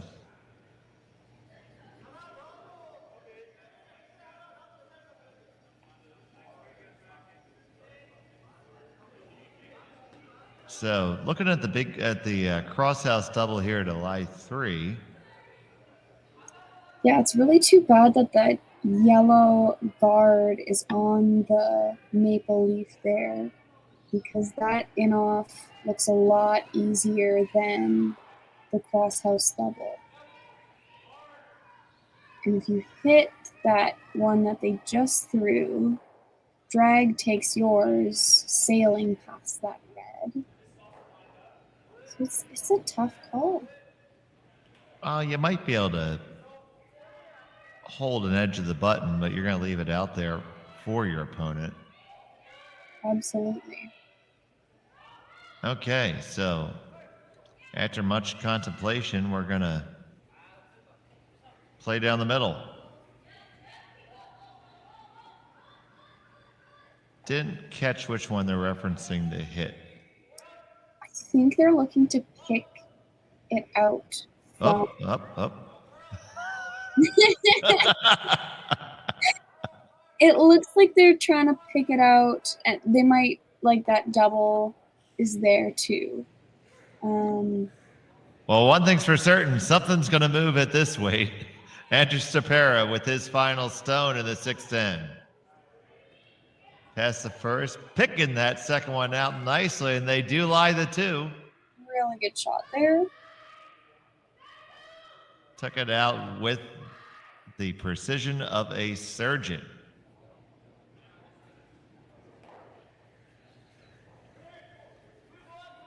We're looking at maybe freezing to this one, which honestly is a great shot. You freeze that, there's not a lot they can do in terms of removing your stone with only 2 of theirs left. Gonna be tricky with the line, getting past both guards, I think. Yeah, I think as long as you can get by the one in the 8 foot and then continue to keep curling, you'll be good. But you're totally right. The way the guards are is not making this an easy shot. It looks far easier on the telestrator. So here we go. Marco Hoesli with his first and end number 6. Up 1, facing a couple. Sweepers down.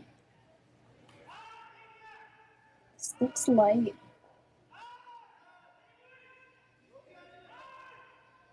It is light. And that is going to come on down to the pile and leave it sitting 2 for Dropkin. So I'd be half tempted to draw the other way and lie a third right now, but what do you think, Sarah? Yeah, I'd agree to that. I think at this point, it's what do you think to make with the way things are curling? Now, this isn't a bad option, hitting that red in a flat roll over to lie 3, because that takes away a stone that Marco could use. Absolutely, it does. If you draw down to it, I mean, you might be leaving a pocket. You might also like shrink your scoring zone a little bit.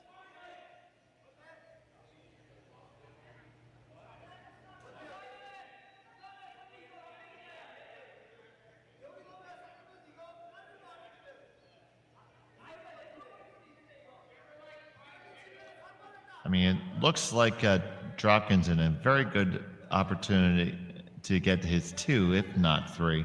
Trying to find a way to cement 3.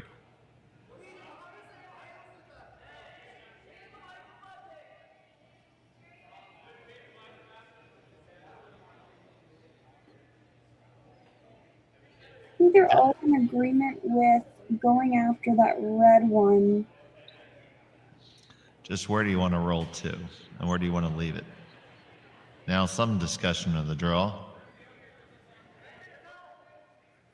Ultimately, that's a shot that Korey wanted right off the bat, so that's probably what's going to happen. Yeah, and I mean, sometimes your first instinct is what you need to toss, because that's what's always going to be in your mind when you go. That's the shot that, that's the shot that he felt in his gut, and that's what he's going to go and throw.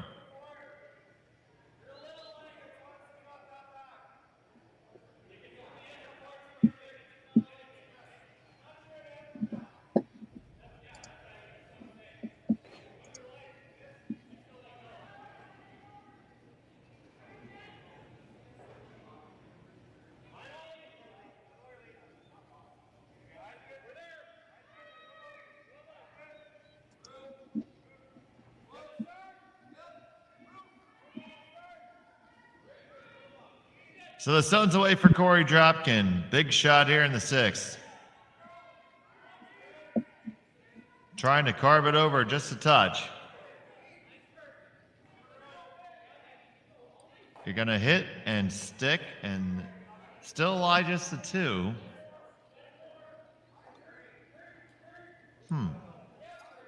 Looking at maybe that in off or just full draw. I think the draw is tricky on this one because in your mind, and I don't know, maybe this is, they're professionals. I am a club curler, so in my mind I'd be like, oh, I just came up short on my draw, but I'm sure they work with sports psychologists and everything, so. And the line on that side has gotten that much trickier because he left that first one high there, so you would have to come from the other side if you were ever going to draw. Or this hit and flat roll isn't necessarily bad either. It's like they're coming off their own here.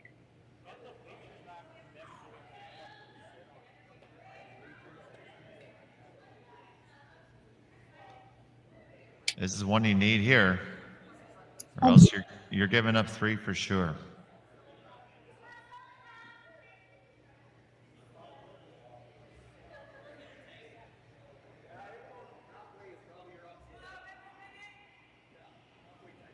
Marco Hoesli with his last.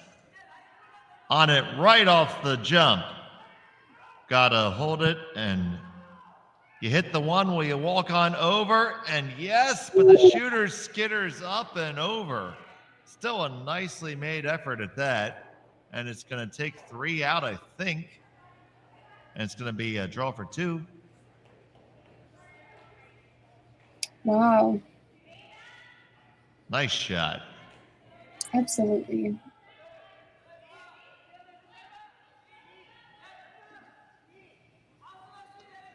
And no hesitation here from Korey, not looking at anything exotic, just going to draw the 4, get his 2, be up 1 and move on.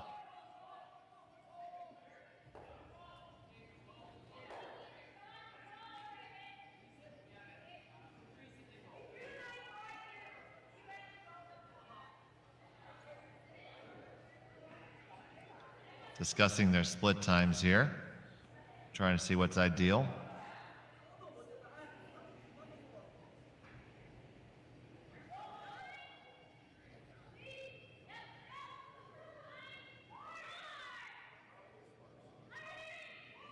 Final stone, end number 6. Dropkin looking to score a deuce.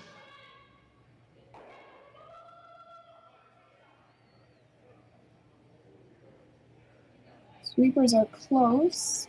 They're just kind of escorting this down the ice. It may be just a touch heavy. And it is, so it's only going to be a single for Korey Dropkin here. And we're tied up after at 5 after 6. We'll be back with the 7th end here on Curling Stadium.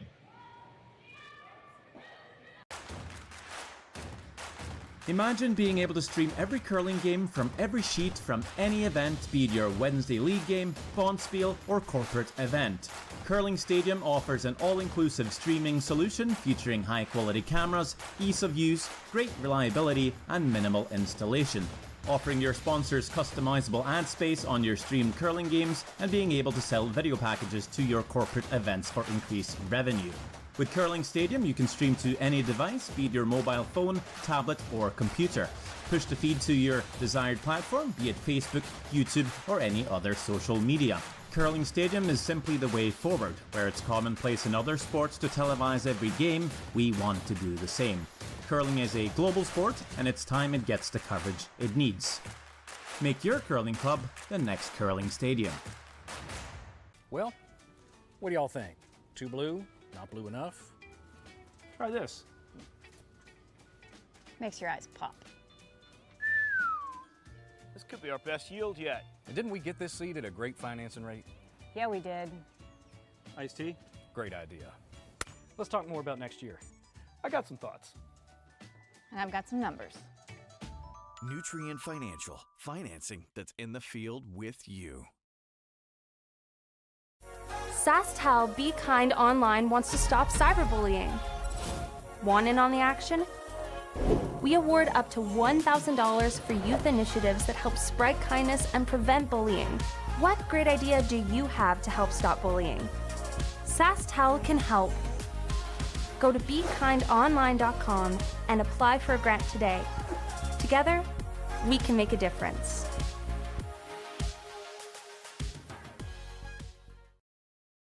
Monte Carlo nights. And we're back here in the 7th end, all tied up. Marco Hoesli with hammer here. So let's take a look around the barn and get an update on our scores. Sarah? Well, we've got the Laycock versus Park game. It's in the 6th end, and Laycock is up by 1. It's 4-3. Sturmey and Kleider are tied in the 6th with 4-4 each. And it looks like Weeb took the final with Calvert, 6-2 final score. And in the women's, we've got Brown and Barker tied at 4 in the 7th. And Skrillex is up by 1 on Silvernagle in the 7th. All right, and back here it is all tied up with Marco Hoesli from Switzerland with the hammer here in the 7th end. So tied up with the hammer in the 7th, what would be your preference and what do you think Marco's looking to do here? Personally, I'd love to blank this. I think he might be looking for the blank too. But also, you're never upset when a deuce comes your way. What's your read on the situation? What would you try? Oh, I definitely agree. I'm always happy to score 2. And then I feel confident in my ability to force or even just play it as if it's for the steal. So it looks like we're going to have rocks in play to get started here, because Korey certainly wants the force to be on. Absolutely, that redstone just kind of clipped the backside of the yellow. So definitely shorter, and shorter than what they wanted. This an already very aggressive second end. So Mark Fenner from Bemidji, Minnesota.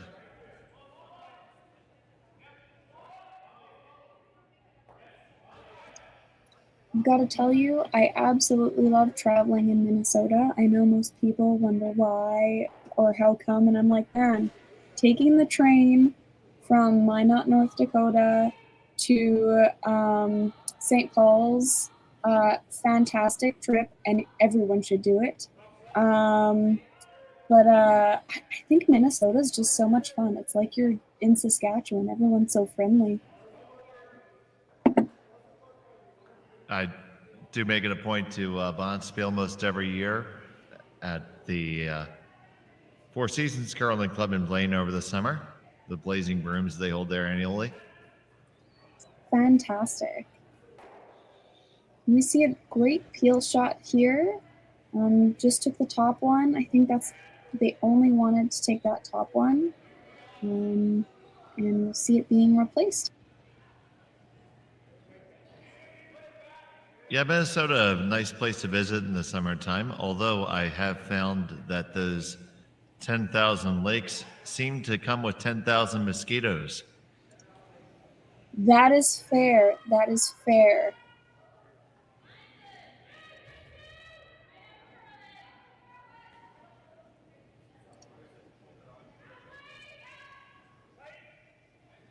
Nice clean here. The sweepers really like the weight.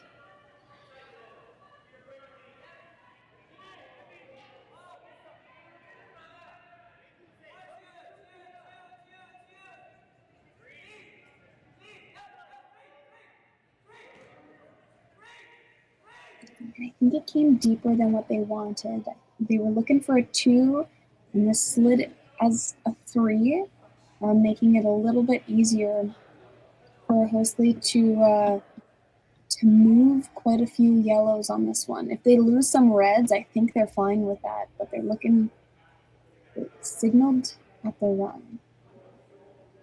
Yeah, I definitely agree. It looks like they're lining up how to make optimal use of this opportunity, because there's no guarantee of another half shot coming their way.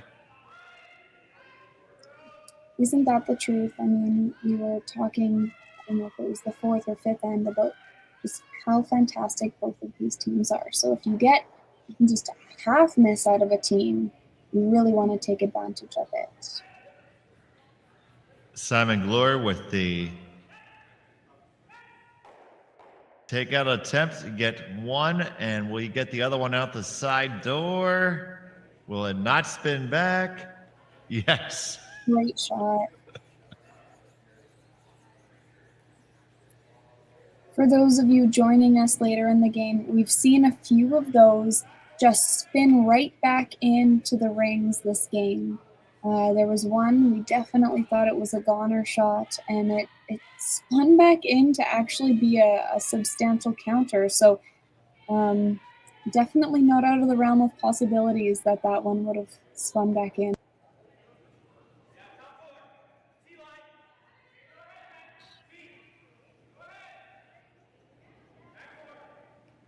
So the first here from Andrew Stapera. Mark Fenner going to try to brush it on home. And it's going to tap their stone up to be second shot. So they lie first and third right now. And it looks like another run back is on the way and should be able to remove both of those yellows, don't you think? I think so. I think if you hit this, Not nose, but close to nose. You can get both those yellows. I think they're calling for it to go essentially where the middle yellow is going to go across the top of the second yellow, just to avoid any possibility of a jam. And Yeah, then it definitely looks like the safer way to go. your red might also just kind of flop under your guard there too, which would be a fantastic outcome. Trying to hold it hard for line here, all the way. Get one and both of them, and you're even going to hold the run stone. Nicely made, and now it is Team Hoesli sitting the 2. That is fantastic.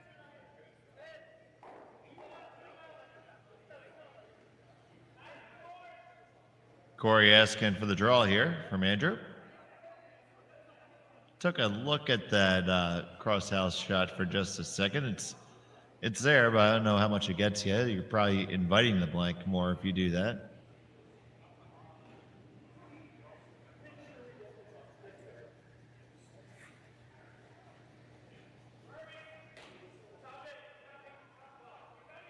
Howell and Fenner trying to get this one on down. They are having to drag it to get it to go.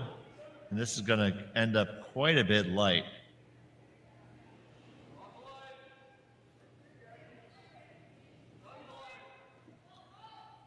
So just that quickly, opportunity is coming knocking for Marco Hoesli.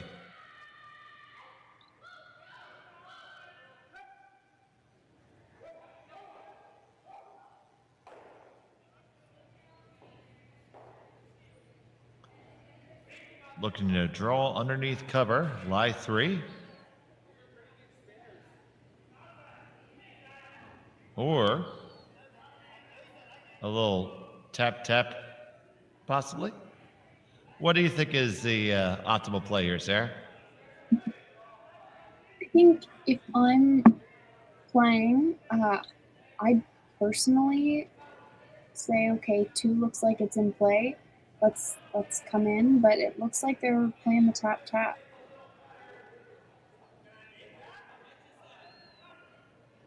Oh no, it's now back to the draw. Perfect. I think personally that's what I would throw, but I can definitely say that these teams make a lot more shots. So oh, cleaning the stone, maybe something underneath.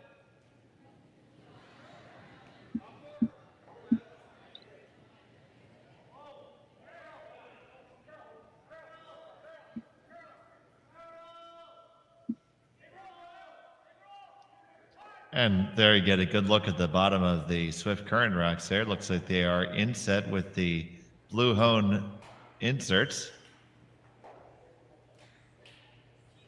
Kind of become the gold standard for stones now.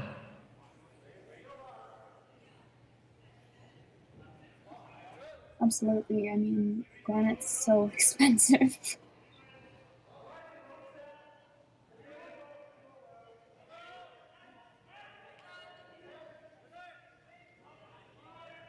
Scrub here. Gotta go. So a little shorter than they may have liked, but they still lie 3. It's gonna possibly leave an opportunity to draw around and at least cut the scoring. Maybe if you can find a way to force here, you end up down 1 with.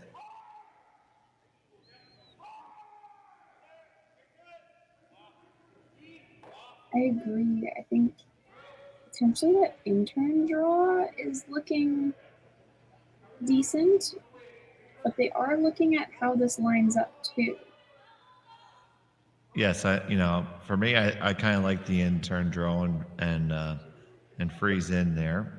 You're not going to get shot stone out of it, but you're going to make it a lot more difficult to score multiple points.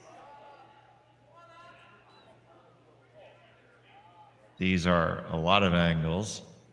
I see a slide rule coming out. There's some sine and cosine and tangents being calculated.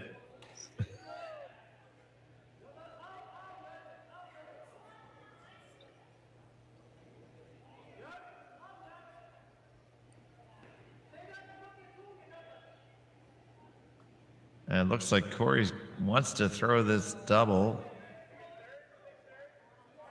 Don't think the angle's right for a triple. I think the shooter goes over the top.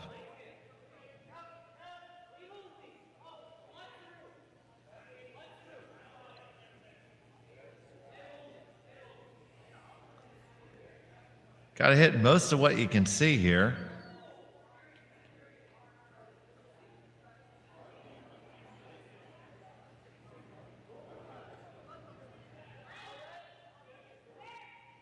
Yeah, I think if they can hit everything they see, they'll make that double. I don't think their shooter will stay in the rings, though.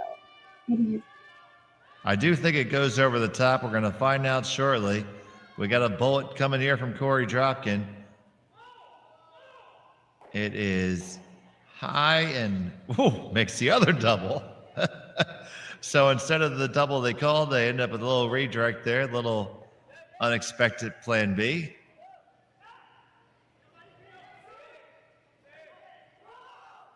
Now, is it the draw, or are we playing the hit and roll? First instinct is the draw. Does leave a yellow raise back though.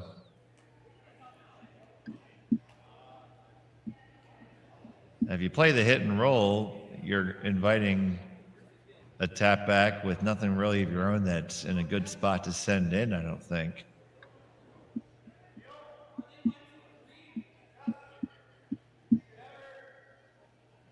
So the call is the draw, just nibbling the top four, making it in such a way that be difficult to make a run double on it.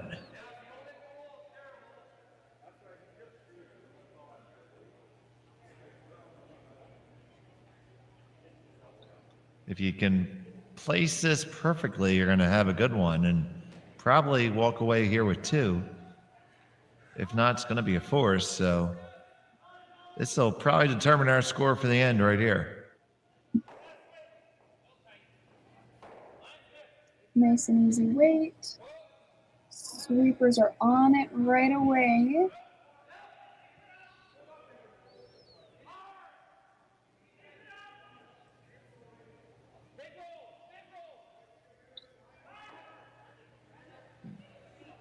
Looks like this one's coming up just a touch light as well. Yeah, I think they can get it. Oh, yep, they did. They got it second shot, but it does still leave that double. And this looks quite makeable. You might end up going on your own though. It looks like that's a pretty natural result, which would bring the blank in. So now it's down to what do you want to leave them for your event? Do you want them to count one? Do you want them to blank? yeah, because that double has blank written all over it because it's going to end up taking out your own stone in the wings. So there's some thought here of raising this yellow here at the 3 guard back onto shot stone. I kind of like it. I do too. I think you just have to skinny the one that they just tossed. So it's literally just off nose. Good amount of room to make it by for sure. It's going to take the opposite turn, so we'll come in right really naturally to the one on the 4 foot.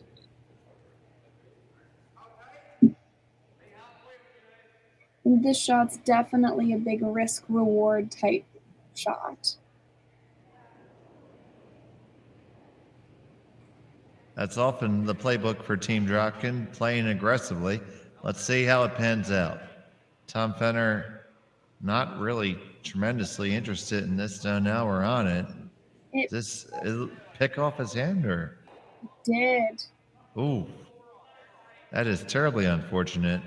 And even more unfortunate is that it pushed off his own off the rings, and that's going to leave Hoesli a shot for 4. Ooh, you just hate to see that, Sarah. Yeah. I mean, it's one of those things where you just never want it to happen to you. And he had noticed earlier in the end, Team Hoesli cleaning something meticulously around that hack area. Yeah, I wonder if, maybe something like a fingerprint or something.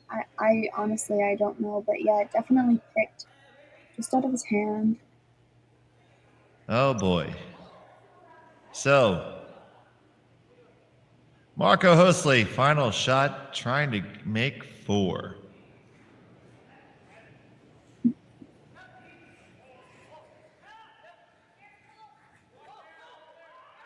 Nice and easy. And there it is, score of 4, and that'll be all. 9-5 win for Marco Hoesli over Korey Dropkin, and they will continue on in the B. And that is our final here from Swift Current, Saskatchewan. Thank you all for joining us today. Absolutely, and for all of us here at Curling Stadium, I'm Dave Schmel with Sarah Hogue. We thank you for joining us, and make sure to catch our next draw coming up soon on Curling Stadium. Have a great day, everyone.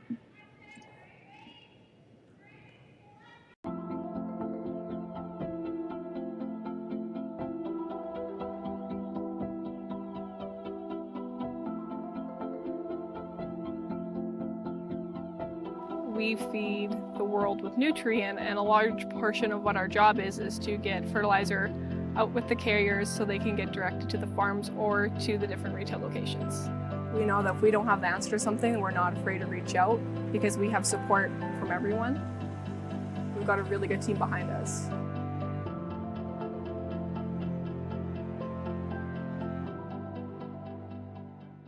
SaskTel Be Kind Online wants to stop cyberbullying. Want in on the action? We award up to $1,000 for youth initiatives that help spread kindness and prevent bullying. What great idea do you have to help stop bullying? SaskTel can help. Go to BeKindOnline.com and apply for a grant today. Together, we can make a difference.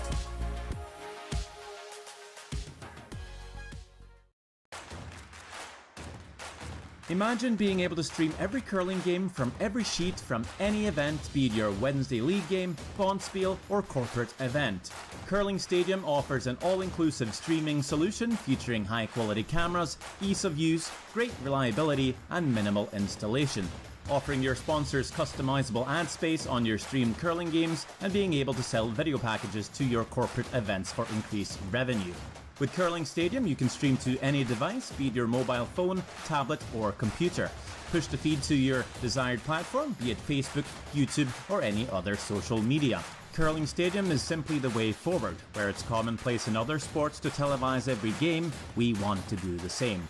Curling is a global sport, and it's time it gets the coverage it needs. Make your curling club the next Curling Stadium.